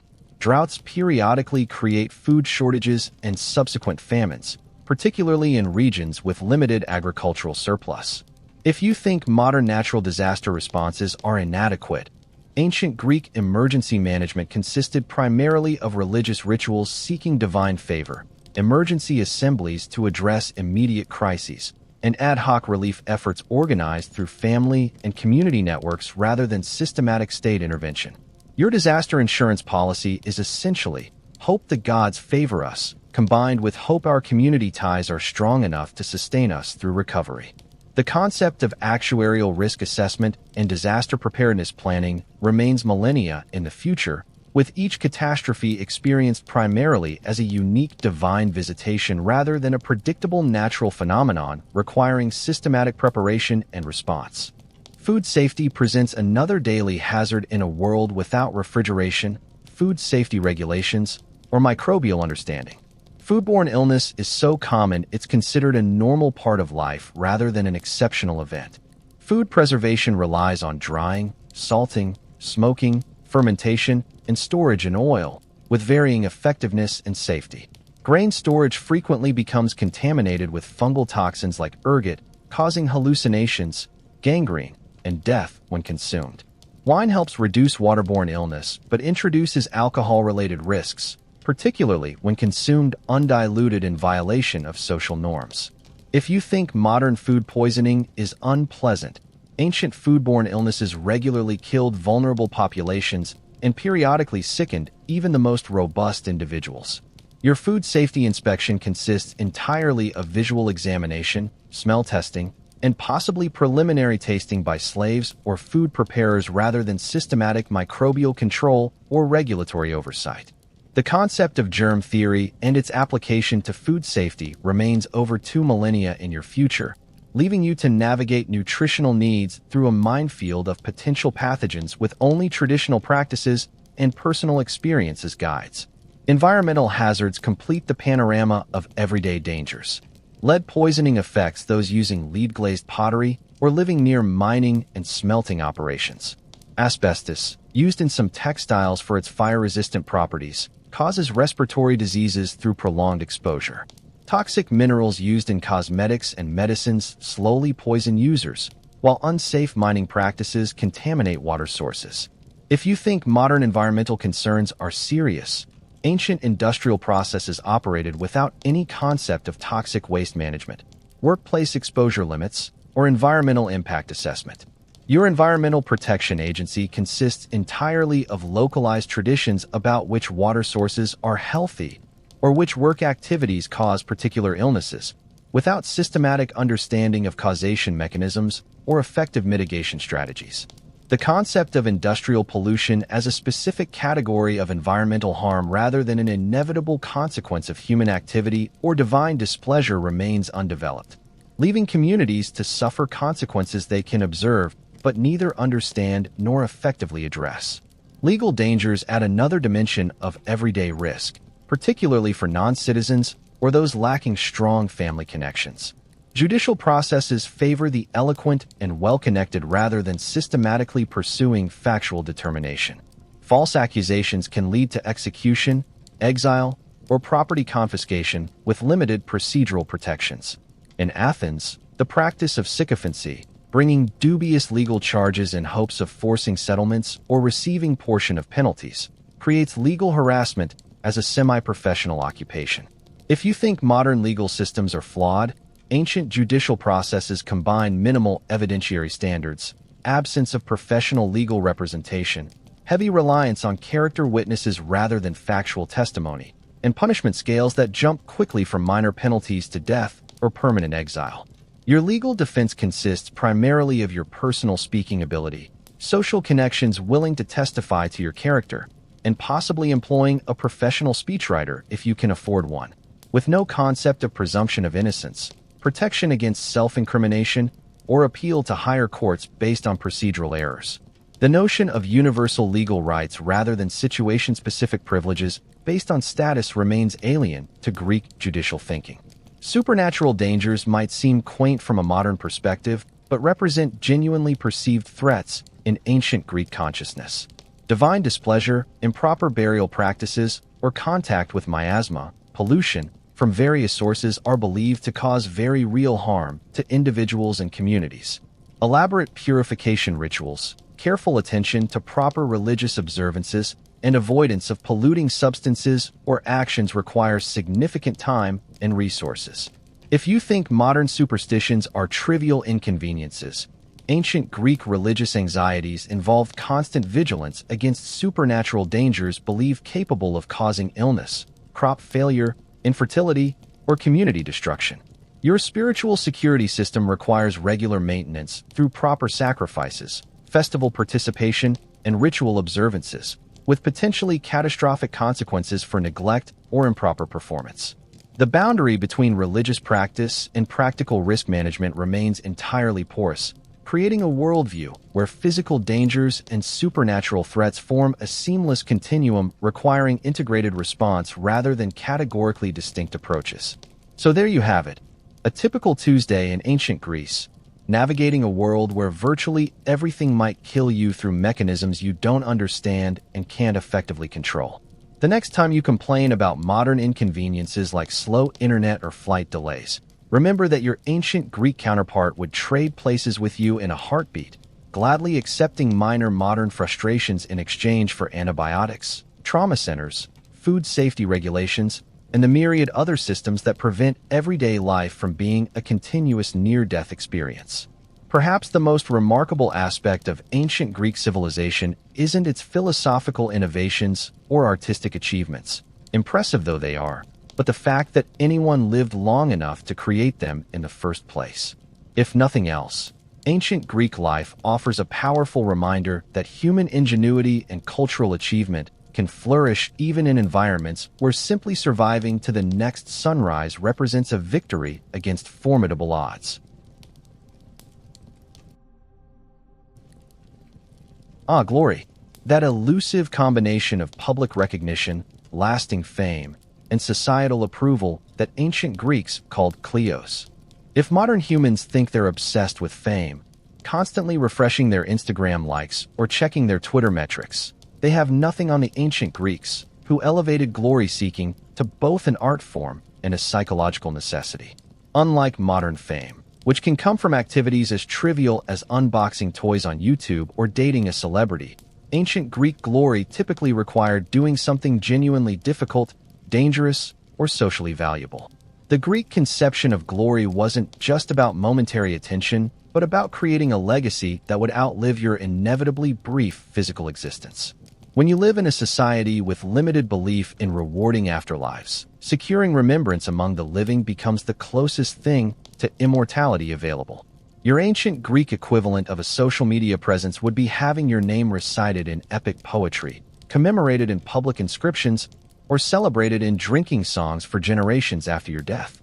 Spoiler alert, this won't end well for the vast majority who sink into the anonymity of historical oblivion despite their desperate glory-seeking. If you think modern influencers are thirsty for attention, ancient Greeks were positively dehydrated for kleos, structuring entire lives around its pursuit while knowing that only a tiny fraction would achieve lasting remembrance. For men, athletic victory offers one reliable path to glory. The Olympic Games and other Pan-Hellenic competitions, Pythian, Nemean, and Isthmian Games, transform athletic prowess into lasting fame. Winners receive immediate rewards, olive wreaths, celebrity status, free meals for life in their home cities, statues, and commemorative odes commissioned from famous poets like Pindar. These aren't just participation trophies for showing up. The training regimens are brutally demanding, competitions fiercely contested, and victory represents genuine exceptional achievement.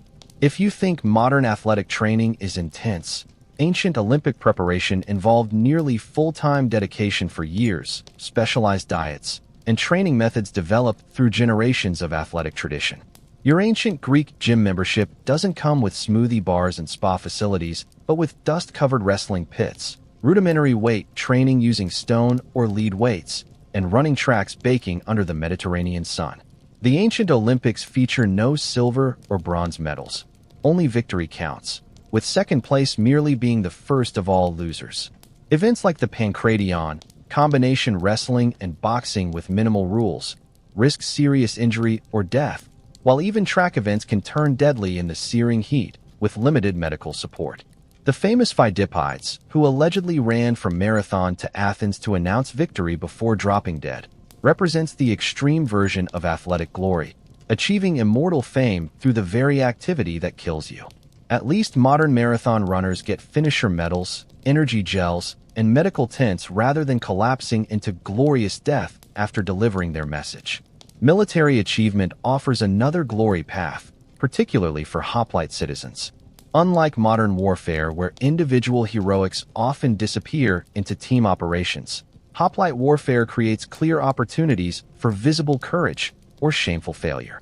The phalanx formation tests both individual bravery and collective discipline, with particular honor going to those holding the critical right flank position or demonstrating exceptional courage during pivotal moments. Spartans famously honor those who die in battle, with elaborate funerals for the fallen compared to simple rites for those dying natural deaths. The saying attributed to Spartan mothers, "Come back with your shield or on it," exemplifies the binary glory/shame framework surrounding military service. If you think modern military honors are significant, ancient Greek military glory could elevate not just individual soldiers, but their entire lineage for generations. while military disgrace could similarly taint family reputations for decades. Your ancient Greek military medal ceremony might involve having an epic poem composed about your battlefield exploits, a public statue erected depicting your moment of glory, or even achieving hero cult status after death. Conversely, fleeing battle or showing cowardice might result in formal loss of citizen rights, permanent social ostracism, or simply becoming the subject of mocking drinking songs that follow your family for generations. The stakes of military performance extend far beyond personal safety to encompass your entire social identity and family legacy. Political achievement represents another glory avenue, particularly in democratic Athens where rhetorical skill and political maneuvering can create lasting fame. Great orators and statesmen like Pericles achieve immortality through their policies, building programs, and speeches. However, political glory proves notoriously fickle. The same democratic systems that elevate leaders can turn against them with devastating speed. The practice of ostracism, where citizens vote to exile a political figure for 10 years without formal charges, exemplifies the precarious nature of political prominence. If you think modern political swings from approval to disapproval are harsh, ancient Greek politics could transform a celebrated leader into an exile within months based on shifting public sentiment or a single poorly received proposal. Your political legacy depends not just on your achievements, but on their lasting recognition by a citizenry with limited historical records and constantly evolving factional alignments. The statesman Aristides, called the Just for his fairness, allegedly encountered an illiterate citizen requesting help to write Aristides' own name on an ostracism ballot. When asked what wrong Aristides had done him, the man reportedly replied, "None. I'm just tired of hearing him called the Just all the time." Political fame creates not just admirers, but enemies weary of your celebrated virtues, ready to contribute to your downfall precisely because of your previous elevation. For the wealthy, public benefactions, liturgies, offer paths to glory through financing dramatic festivals, equipping warships, sponsoring athletic teams, or funding public buildings. These activities combine patriotic service with conspicuous status display, transforming private wealth into public prestige. Inscriptions on buildings or monuments eternalize the donor's name, creating literal concrete legacies outlasting biological existence. If you think modern philanthropic naming opportunities are desirable, ancient Greek civic donations could transform family status for generations while establishing lasting physical reminders of your generosity.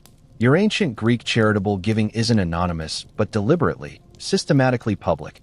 The entire purpose involves community recognition rather than quiet personal virtue. The wealthy citizen Cimon supposedly opened his gardens to public use and hosted daily free meals for needy citizens, creating both practical assistance and lasting reputation enhancement through strategic generosity. The philosophical schools debated whether such calculated benefaction constituted genuine virtue or merely sophisticated self-interest. But from a glory perspective, the motivation mattered less than the public impact and resulting status elevation. Intellectual and artistic achievements offer glory paths for those with suitable talents. Philosophers, playwrights, poets, sculptors, and architects achieve immortality through works that outlive them. Phidias's sculptures, Sophocles' tragedies, and Socrates' philosophical innovations secure lasting fame beyond most political or military achievements of their contemporaries. If you think modern creative recognition is significant, ancient Greek artistic fame could elevate creators to nearly heroic status, with festivals centered around performance of their works and curricula built around studying their innovations.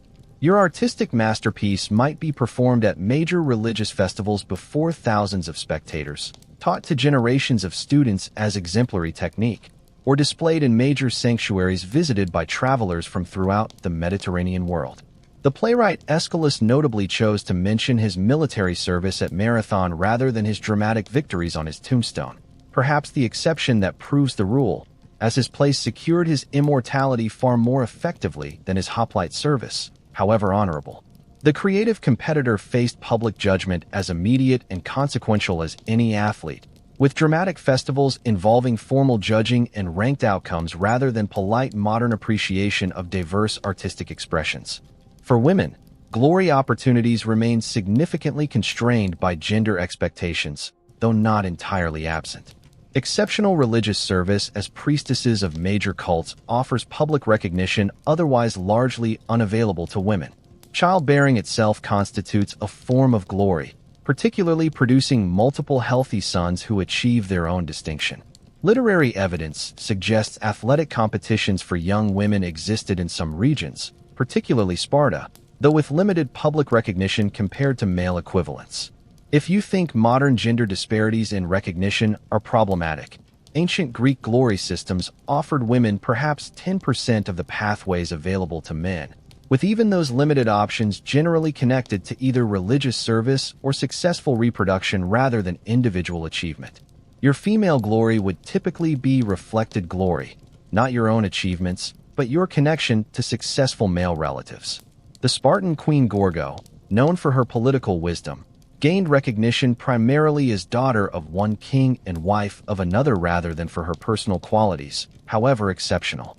The limited exceptions, like the poet Sappho, achieved fame through genuinely extraordinary talent that transcended normal gender constraints, creating lasting reputation through works so exceptional they couldn't be ignored despite their female authorship.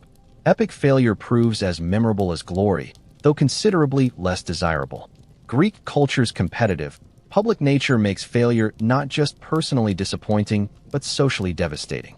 The Olympics crown no good sports or valiant efforts. You either win or join the anonymous mass of also-rans. Military cowardice earns not just personal shame, but lasting family disgrace. Political missteps lead to exile, property confiscation, or execution rather than merely losing the next election. If you think modern public failures are embarrassing, ancient Greek disgrace could render you effectively civil dead, excluded from normal social interaction and permanently marked as inferior.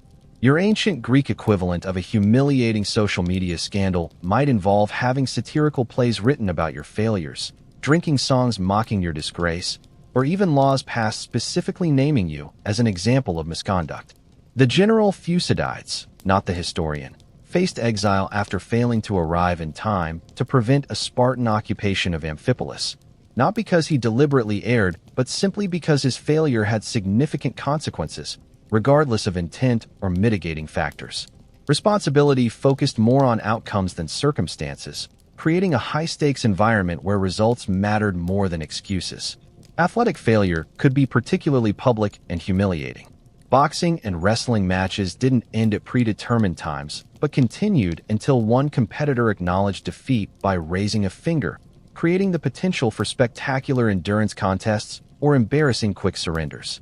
Competitors sometimes died rather than concede defeat, preferring literal death to the social death of acknowledged failure. If you think modern sports losses are disappointing, ancient defeat could involve not just lost victory, but public humiliation as spectators witnessed your surrender or collapse. Your ancient Greek equivalent of a post-game press conference might involve facing immediate public mockery, exclusion from social gatherings, or even having satirical poems composed about your inadequate performance. The boxer Diagoras allegedly died of joy when both his sons won Olympic victories on the same day, perhaps partly from realizing they had avoided the shame he knew would have accompanied defeat. Military disgrace represented among the most severe social penalties. Spartans who survived battles where their units were defeated might face such comprehensive social ostracism that suicide seemed preferable. The few survivors of Thermopylae initially faced suspicion and hostility until redeeming themselves through later courageous actions. If you think modern military courts-martial are serious, ancient Greek military disgrace could make civilian life effectively impossible through comprehensive social rejection. Your ancient Greek equivalent of a dishonorable discharge might involve having your name inscribed on public shame lists, being barred from religious ceremonies, or finding yourself excluded from family gatherings by relatives fearing contamination by your disgrace. The trembler in Sparta, one who showed fear in battle, faced a comprehensive program of social death. No one would share fire with him, no one would marry into his family, and he would be forced to wear distinctive patched clothing marking his dishonor. Physical death might seem merciful compared to this systematic excision from human community. Political failure similarly carried extreme consequences. Ostracism sent political figures into 10-year exile without formal charges, based merely on popular disapproval. Failed policy proposals could lead to fines, reputation damage, or vulnerability to prosecution. If you think modern political defeats are harsh, ancient Greek political failures could result in permanent exile, property confiscation, or execution depending on the severity and context. Your political comeback strategy couldn't rely on waiting for the next election cycle, but might require military service against enemies, substantial public benefactions, or other extraordinary demonstrations of civic value to overcome previous failures. The statesman Themistocles, architect of Athenian naval strategy against the Persians, ended his life in Persian territory after political enemies drove him from Athens, a spectacular fall from savior of the city to exile, dependent on its greatest enemy. Glory and disgrace could alternate with stunning rapidity as public opinion and factional alignments shifted in response to events. Religious failures created both personal and community dangers. Improperly performing religious rituals, accidentally violating sacred prohibitions, or neglecting required observances could bring divine displeasure affecting not just the individual but the entire community. The Alcmaeonid family's curse, stemming from a religious violation, supposedly tainted the lineage for generations despite their wealth and political prominence. If you think modern religious lapses bring mainly personal guilt, ancient Greek impiety could create genuine community panic and severe social penalties justified as necessary protection against divine retribution. Your ancient Greek equivalent of missing Sunday services might involve being temporarily excluded from civic participation as potentially polluting to collective religious activities, requiring formal purification before rejoining normal community life. The Athenian expedition to Sicily during the Peloponnesian War suffered devastating defeat attributed partly to the sacrilegious mutilation of herms, sacred boundary markers, before departure, a religious failure that supposedly cursed the entire military enterprise regardless of strategic planning or resource allocation. Intellectual failure carried its own distinct penalties. Philosophical debates weren't merely academic exercises, but public performances with reputation consequences. Sophists who lost arguments faced not just intellectual correction, but potential loss of students and livelihood. If you think modern academic criticism is harsh, ancient Greek intellectual defeat could involve public humiliation before spectators gathered specifically to witness philosophical competitions. Your ancient Greek equivalent of negative peer review might involve having your arguments systematically dismantled before an audience of fellow citizens, with resulting reputation damage affecting everything from marriage prospects to political influence. Protagoras reportedly had his books publicly burned in Athens after publishing work questioning the god's existence, an intellectual position so unacceptable it required not just refutation but physical destruction of the offending texts. The boundary between intellectual disagreement and religious impiety remained dangerously porous, creating potential criminal liability for philosophical exploration beyond accepted boundaries.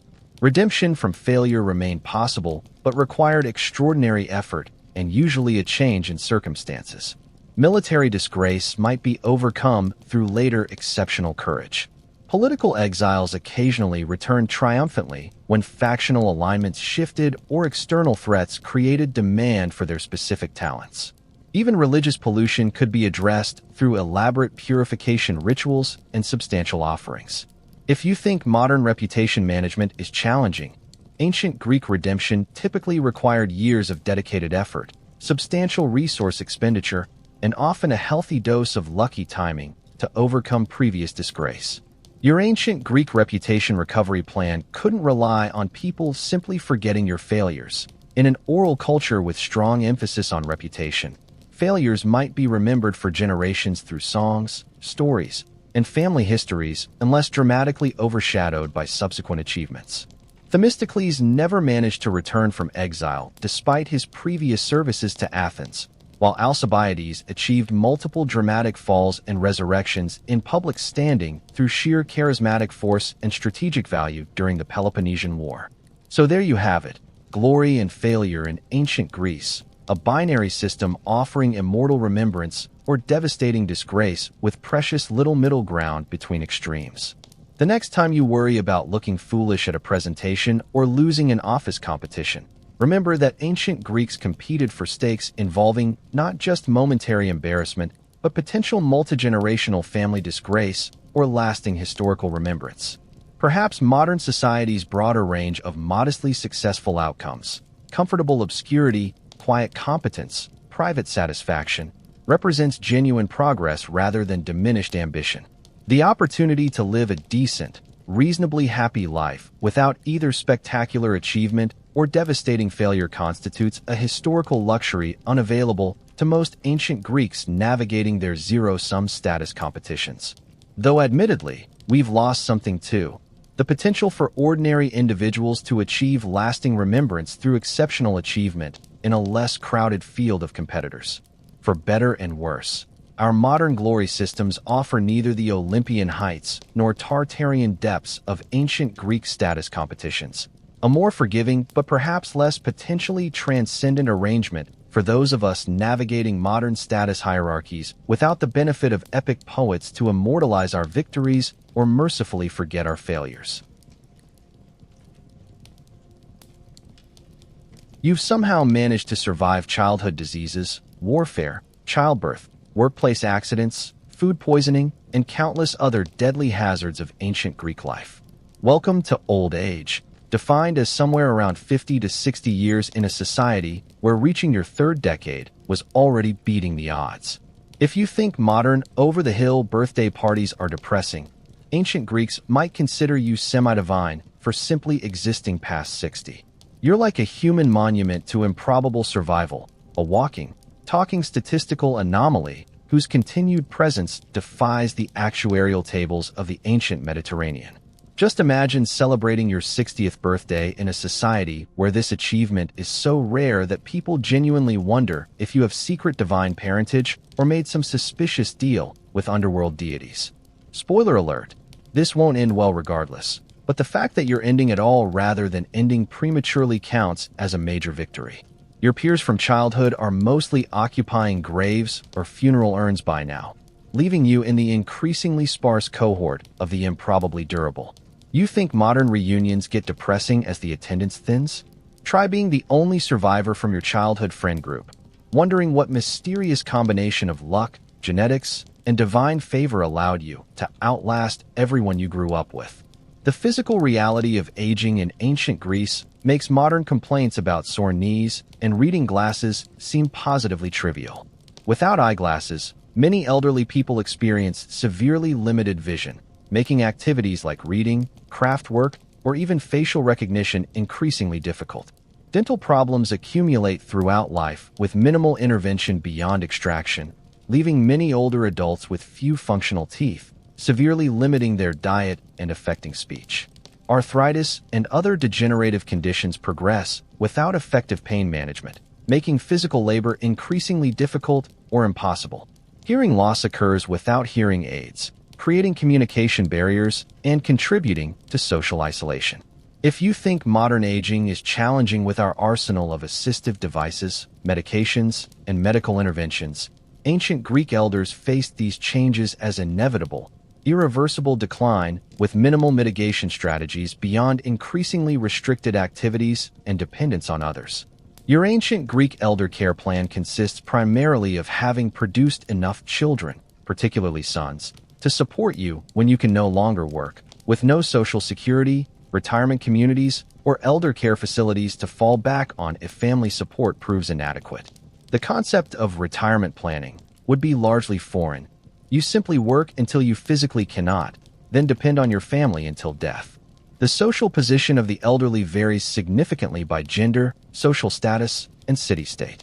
In Sparta, the Gerousia, Council of Elders, gives significant political power to men over 60, while in Athens, elderly men retain their citizen rights, but generally hold reduced political influence compared to their prime years. Elderly women, particularly widows without adult sons, face especially precarious circumstances, often depending entirely on extended family goodwill for basic survival. If you think modern elder care systems have gaps, ancient Greek old age without family support could involve destitution so severe that death might seem preferable. Your social safety net consists entirely of family obligations, religious charitable practices, and whatever personal resources you've managed to accumulate, with the latter often depleted by the time you reach advanced age and reduced earning capacity.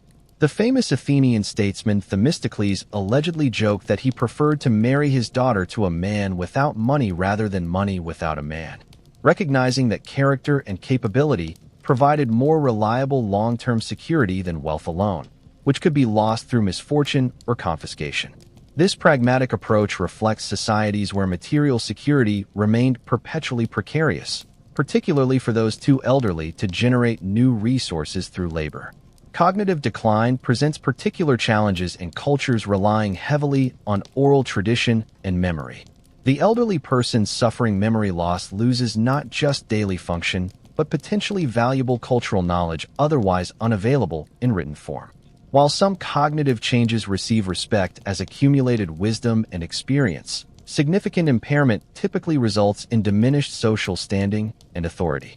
If you think modern memory care facilities are inadequate, ancient Greek elders with dementia might be viewed with supernatural suspicion, their cognitive changes attributed to divine punishment or malevolent spiritual influence rather than recognized as medical conditions. Your ancient Greek memory care program consists entirely of family supervision, potentially including physical restraint for safety if behavior becomes erratic, with no specialized understanding of different dementia types or progression patterns. The phenomenon of elderly people losing their minds appears in Greek literature and philosophy, recognized as a common feature of advanced age rather than as distinct medical conditions with specific characteristics and interventions. Aristotle attributes cognitive decline in elders to the same cooling and drying processes he believed characterized aging generally, creating a physiological explanation that, while inaccurate, at least avoided supernatural or moral attributions for these changes. Healthcare for the elderly reflects the general medical limitations of the era, with some modifications for age-specific concerns. Hippocratic medicine recognizes age as a factor in treatment approaches, generally recommending gentler interventions and reduced expectations for full recovery in elderly patients. Dietary recommendations for the elderly typically emphasize easily digestible foods, moderate wine consumption, and avoiding extremes of any kind. Exercise prescriptions similarly promote moderation rather than the vigorous activities recommended for younger adults. If you think modern geriatric medicine is underdeveloped, ancient Greek elder care lacked even the basic conceptual framework of age-specific medicine beyond general recognition that elderly bodies responded differently to standard interventions. Your ancient Greek geriatrician would focus primarily on managing gradual decline rather than pursuing aggressive treatments, recognizing implicitly that limited medical resources might be better directed toward younger patients with greater recovery potential. The Hippocratic approach of first, do no harm, takes on particular significance for elderly patients, with physicians often preferring watchful waiting over interventions that might prove more traumatic than the conditions they aim to treat. The philosophical view of aging varies significantly across different schools of thought. Plato's Republic suggests that philosophical wisdom reaches its peak in later life as physical desires diminish and rational faculties mature, creating a relatively positive view of aging as intellectual culmination.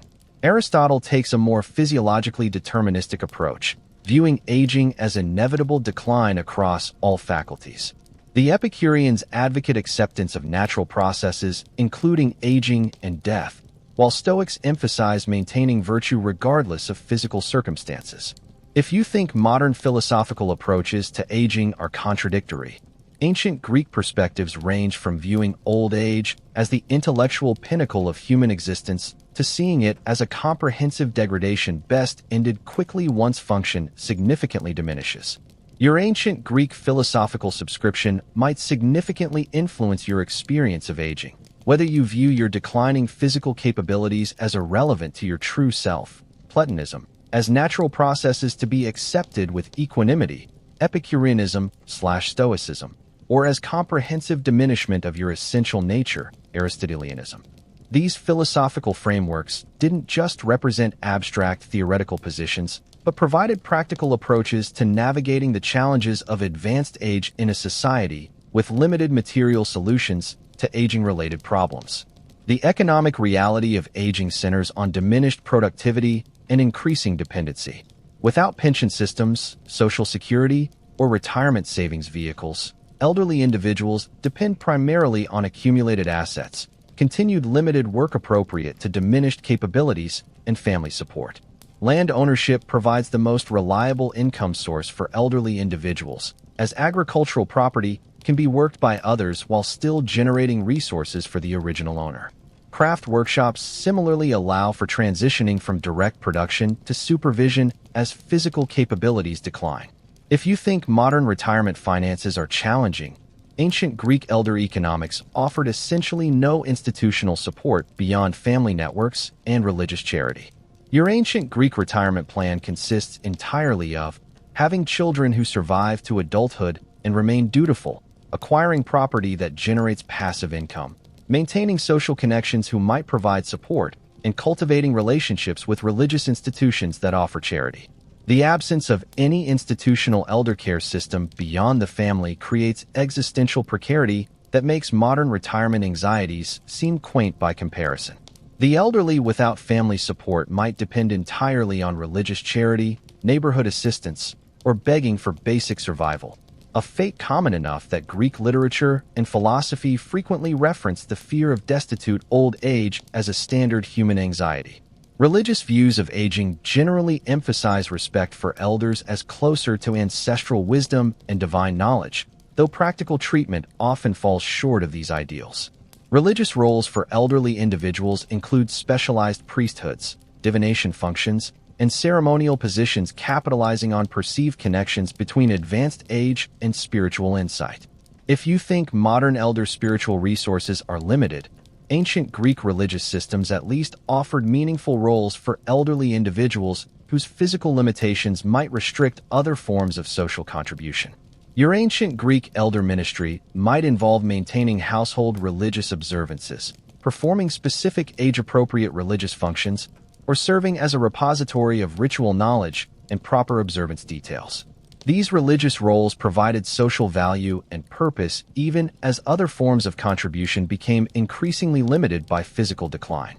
The elders' proximity to death also created perceived liminality between the worlds of the living and the dead, sometimes attributing prophetic or supernatural capabilities to those in advanced age, a mixed blessing that could bring respect but also fear or suspicion. The legal status of the elderly creates another dimension of complexity. In Athens, male citizens retain their legal rights regardless of age, though practical exercise of these rights might become limited by physical or cognitive constraints. Elderly women remain under male guardianship, Kyrios, typically transferring from husband to son if widowed. Legal protection against elder abuse exists primarily through family honor concepts rather than specific statutory provisions. If you think modern elder law is underdeveloped, ancient Greek legal protection for the elderly consisted almost entirely of social expectation and potential reputation damage to family members who visibly neglected their obligations.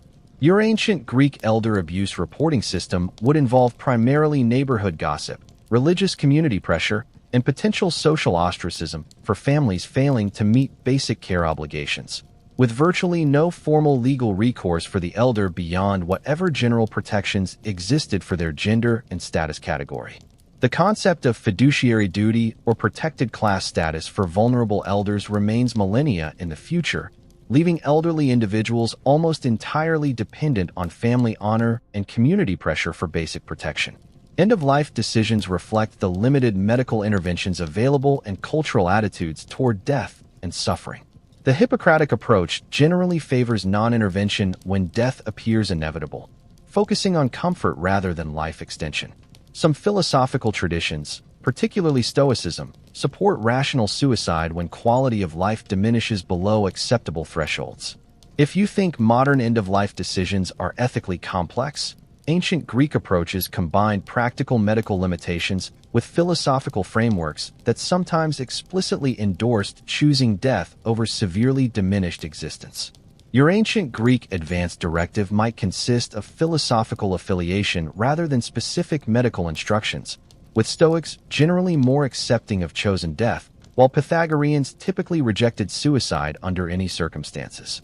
The absence of artificial life support, mechanical ventilation, or other life-extending technologies simplifies some aspects of end-of-life decision-making while potentially prolonging suffering that modern palliative approaches might better address.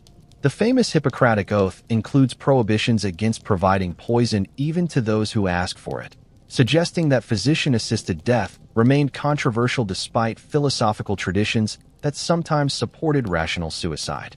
Funeral practices and remembrance systems represent the final phase of aging.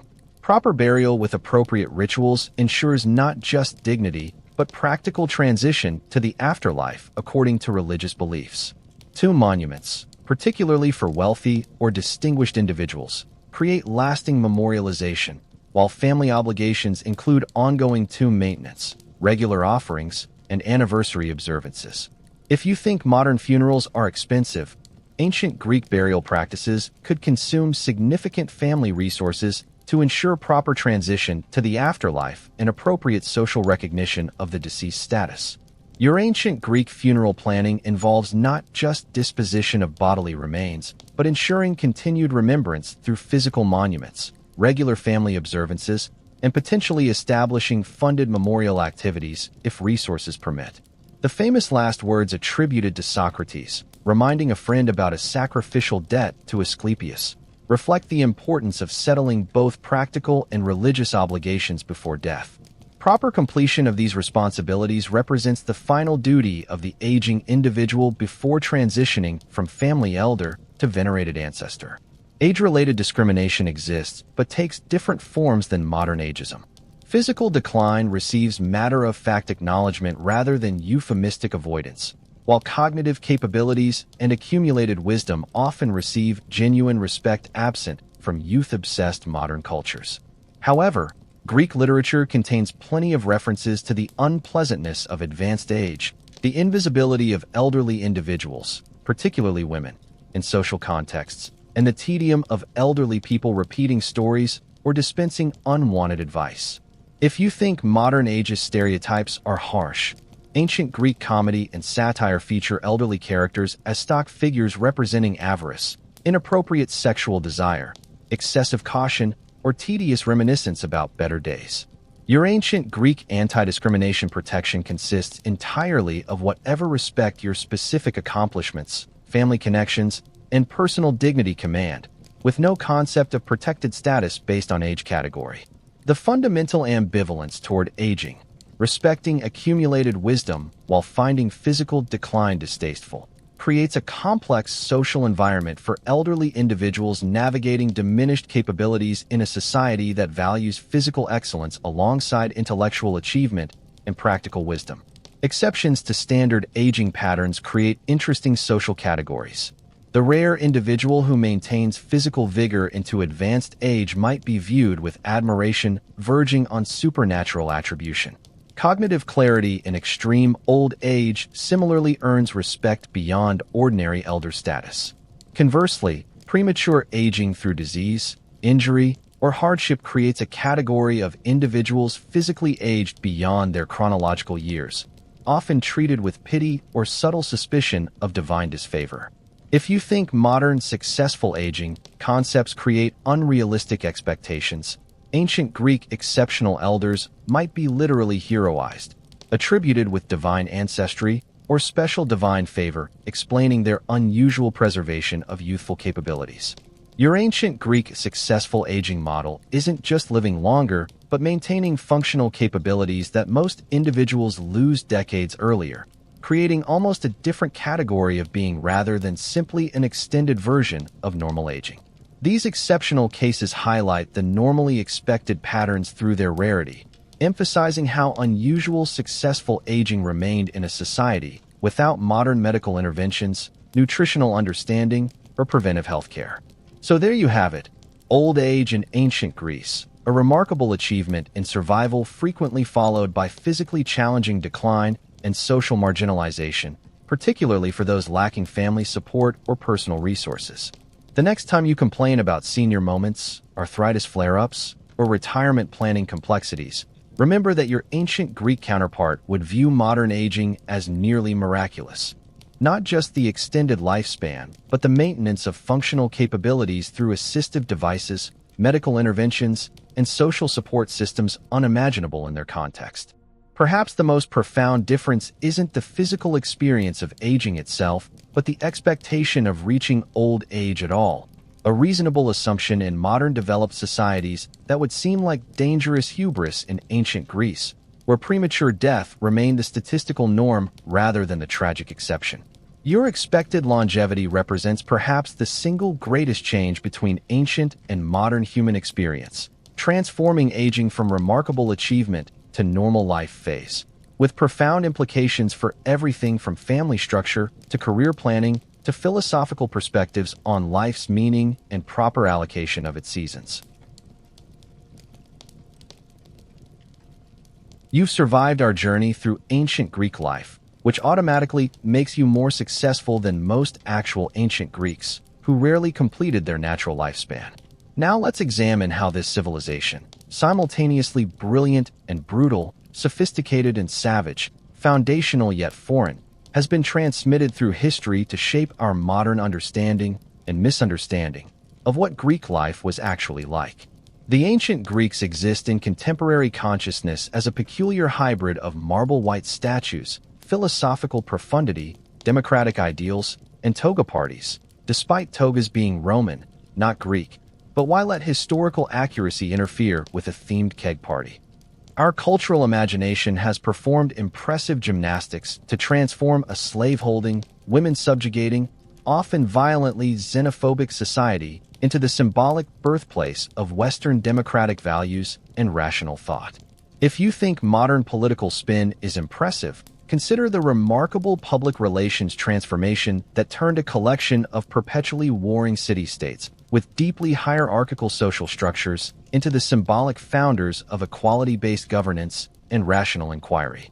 Just imagine what ancient Athenians would think about being celebrated as champions of democracy when their version excluded women, slaves, and foreign residents, effectively limiting political participation to perhaps 10 to 15% of the adult population. Spoiler alert, this selective historical memory won't end well for our ability to learn from the past's actual complexities rather than its conveniently edited highlights. The physical remains of ancient Greece, the Parthenon, marble statues, painted pottery, and architectural ruins, have profoundly shaped our visual imagination of this civilization, though often in misleading ways.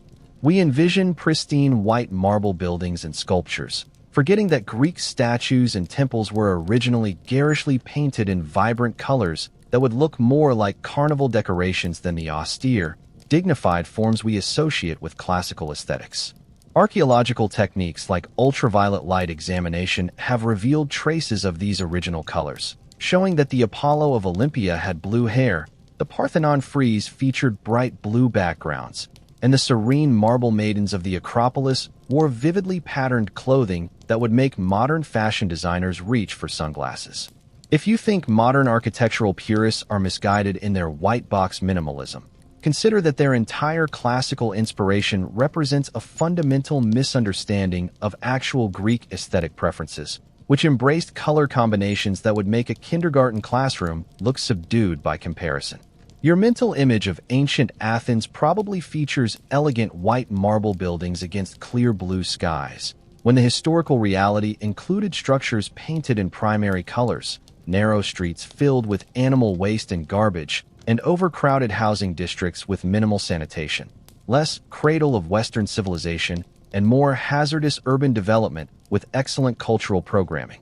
The intellectual legacy of ancient Greece has been similarly sanitized and selectively remembered. We celebrate Greek philosophy, mathematics, drama, and political theory while conveniently downplaying the deeply embedded misogyny, acceptance of slavery, and xenophobia that permeated even their most enlightened thinkers' worldviews. Aristotle, revered for his contributions to logic, ethics, and scientific inquiry, matter-of-factly described women as deformed males and justified natural slavery based on supposedly inherent characteristics of certain populations. Plato's Republic, often taught as a foundational political philosophy text, advocates a rigidly hierarchical society with strict censorship and eugenics programs that would horrify modern readers if proposed contemporarily. If you think modern, problematic intellectuals face harsh criticism, imagine trying to reconcile Aristotle's brilliant philosophical innovations with his casual assertion that some humans are natural tools for others' use, or Plato's profound metaphysical insights with his advocacy for breeding humans like pedigree dogs. Your college philosophy course likely engaged with ancient Greek thinkers' metaphysics, ethics, and political theory while tactfully sidestepping their assumptions about human inequality that would make modern white supremacists seem tentative and equivocal by comparison. The remarkable intellectual achievements of ancient Greece occurred within, not despite, a worldview that accepted profound human inequality as natural and necessary, a complexity often lost in simplified narratives about the Greek miracle of rational thought. Greek democracy, particularly the Athenian version, has undergone perhaps the most dramatic historical reimagining. We celebrate ancient Athens as democracy's birthplace while glossing over its limited franchise, imperial exploitation of other Greek cities, occasional descent into mob rule, and ultimate failure as a sustainable political system. Athenian democratic participation excluded women, slaves, and resident foreigners, limiting citizenship to perhaps 30,000 adult men in a total population exceeding 300,000. The empire these democratic citizens controlled extracted tribute from other Greek cities while hypocritically celebrating their own freedom, using allied contributions to fund magnificent public works that enhanced Athens' glory rather than providing mutual defense as originally justified. If you think modern democracies struggle with inclusion and ethical foreign policy, ancient Athenian democracy would make contemporary flawed systems look remarkably enlightened by comparison.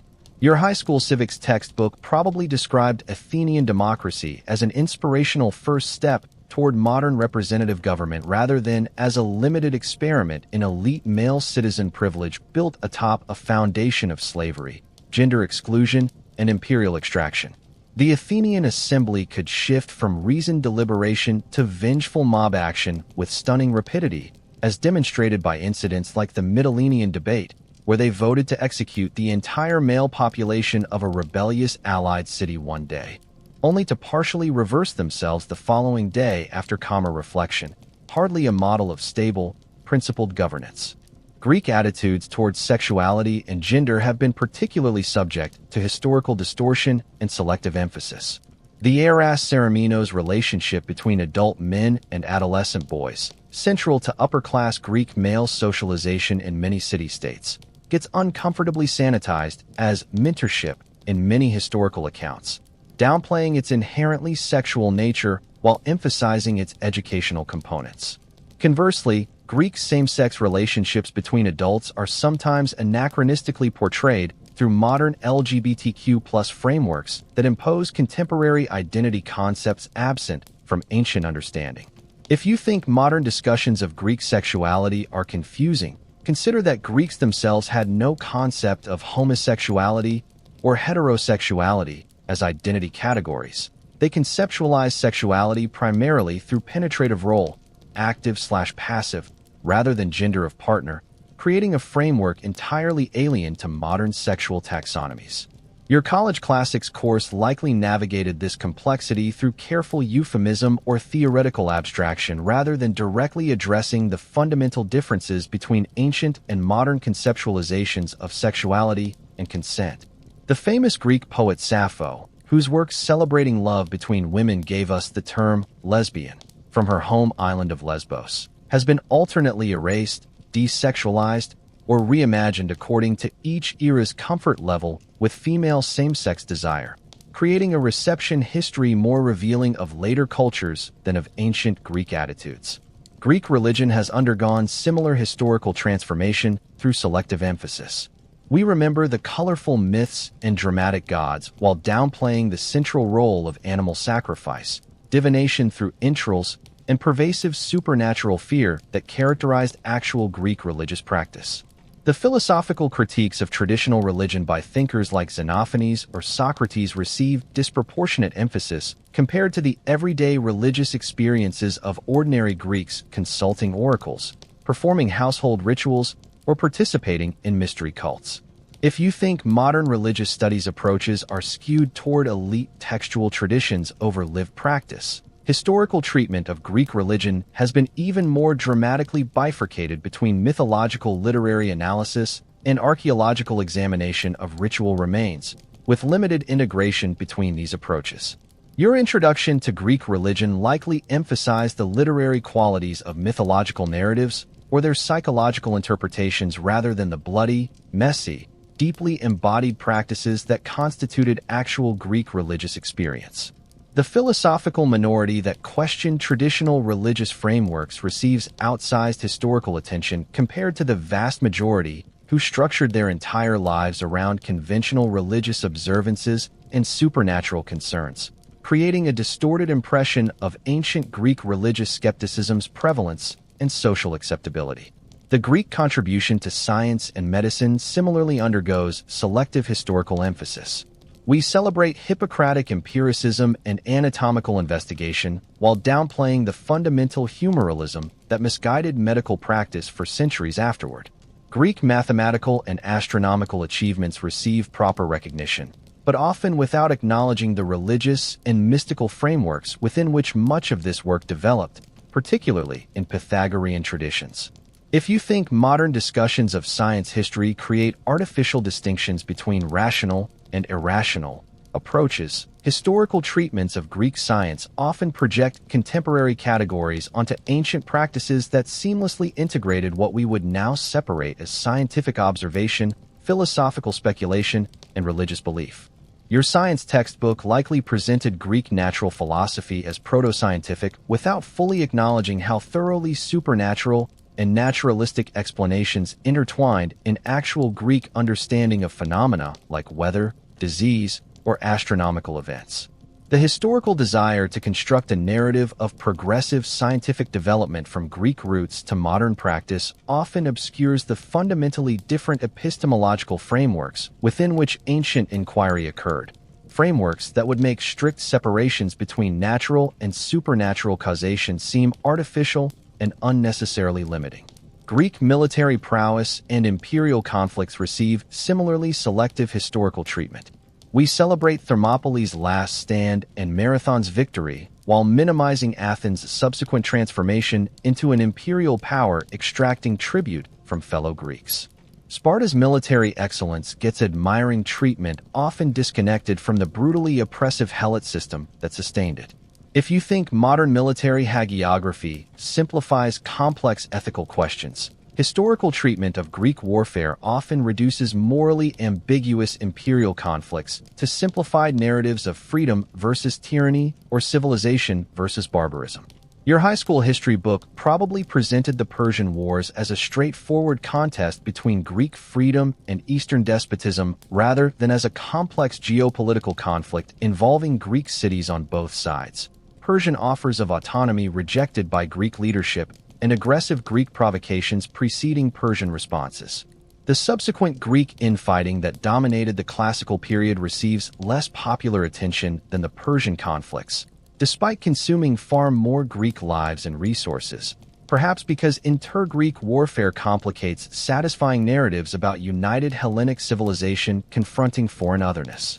Greek daily life and material culture get particularly distorted in popular imagination. We envision philosophical dialogues in pristine settings while forgetting the omnipresent slavery, limited sanitation, endemic disease, and physical discomfort that characterized actual Greek existence.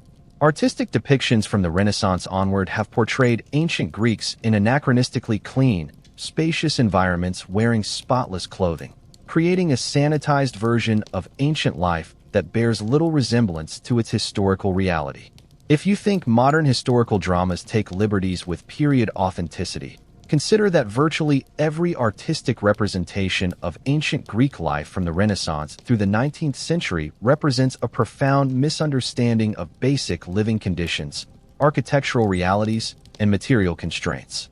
Your mental image of ancient Greece likely derives more from neoclassical paintings or Hollywood productions than from archaeological evidence of actual Greek living conditions, which would include cramped urban housing, minimal privacy, limited bathing facilities, omnipresent human and animal waste, and clothing that rarely, if ever, achieved the pristine whiteness depicted in later artistic reimaginings.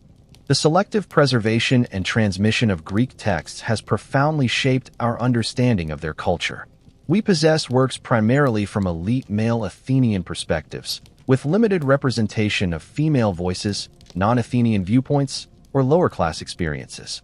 The surviving corpus represents a tiny fraction of what existed, filtered first through ancient librarian selection criteria, then through medieval copying choices often based on linguistic or moral considerations rather than representative sampling. If you think modern media representation suffers from selection bias, consider that our entire understanding of Greek literature and philosophy derives from perhaps 1% of what originally existed, preserved through multiple bottlenecks of selection that systematically favored certain perspectives over others.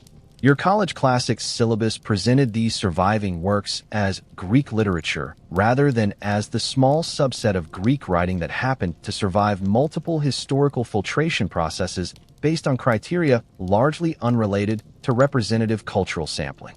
The tendency to treat surviving texts as representative rather than as exceptional survivors creates fundamental misunderstandings about the prevalence of particular viewpoints, the range of existing perspectives, and the relationship between preserved elite discourse and broader cultural attitudes.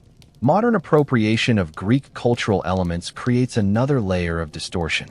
Fraternity and sorority organizations adopt Greek letters while engaging in activities ancient Greeks would find bewildering. Corporate and governmental architecture incorporates Greek elements divorced from their original contexts and meanings. Olympic revivals maintain certain external forms while fundamentally transforming the event's nature and purpose.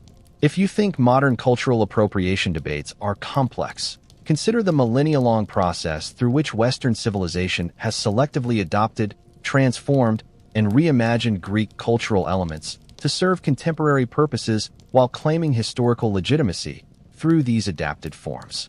Your local courthouse's Greek columns represent not authentic classical architecture, but neoclassical reinterpretation filtered through Renaissance misunderstanding of ancient architectural principles and adapted to modern construction techniques and functional requirements.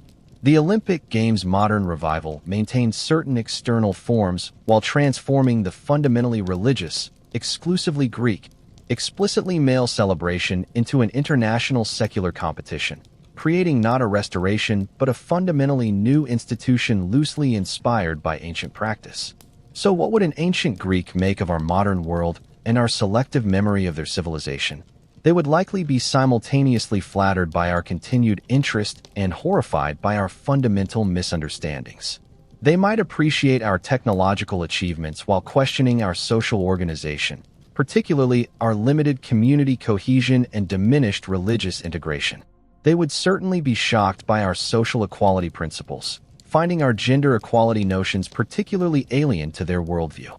If you think cultural misunderstandings between contemporary societies are significant, imagine explaining to an ancient Athenian that we celebrate their culture as democracy's birthplace, while rejecting virtually every specific feature of how their democracy functioned, from citizen limitation to selection by lot to direct rather than representative decision-making. Your attempt to find common ground with your time-traveling ancient Greek visitor would reveal more unbridgeable differences than comfortable similarities, despite our civilization's claimed descent from their foundational ideas. The historical irony is profound. We simultaneously celebrate Greek civilization as Western culture's foundation while having developed social, political, and ethical systems that would be fundamentally unrecognizable and largely objectionable to actual ancient Greeks. Perhaps the most honest assessment would acknowledge both genuine Greek innovations and their profound limitations by modern standards. Greek contributions to philosophy, mathematics, drama, political theory, art, and architecture remain genuinely impressive intellectual achievements that influenced subsequent civilization in meaningful ways. Simultaneously, Greek society accepted profound inequalities, practiced institutional exploitation, engaged in imperial aggression, and maintained religious and social practices modern observers would find disturbing or repellent. If you think modern societies contain contradictory elements of achievement and moral failure, ancient Greece exemplifies how brilliant intellectual innovation can coexist with social structures we now recognize as fundamentally unjust. Your balanced understanding of Greek civilization requires holding these contradictions in mind simultaneously, neither dismissing their genuine achievements because of their moral limitations nor excusing their exploitative practices because of their intellectual innovations. The most valuable historical lesson might be precisely this complexity, that human societies can produce profound beauty, insight, and innovation while simultaneously maintaining deeply problematic social arrangements and moral blindnesses. Rather than either uncritically celebrating Greek achievements or dismissively rejecting their contributions based on their failures by modern standards, perhaps we can recognize in their contradictions a mirror of our own society's complex mixture of progress and persistent injustice, and hope that future civilizations might judge us with similar nuanced understanding of how moral vision both advances and remains limited in every human era. So ends our journey through ancient Greek life, a civilization both inspiringly brilliant and disturbingly brutal. Neither the marble-perfect cradle of Western ideals nor a primitive predecessor unworthy of study, but a complex human society whose contradictions, achievements, and failures offer insights into both historical development and our own society's persistent tensions between intellectual advancement and moral progress. If nothing else, perhaps this exploration has given you a profound appreciation for modern dentistry, antibiotics, and indoor plumbing. 3 innovations that would likely make even the most committed classics professor hesitate before accepting a time travel opportunity to ancient Athens. Regardless of how much they've romanticized Greek intellectual achievements from the comfortable distance of 25 centuries and significantly improved sanitation systems.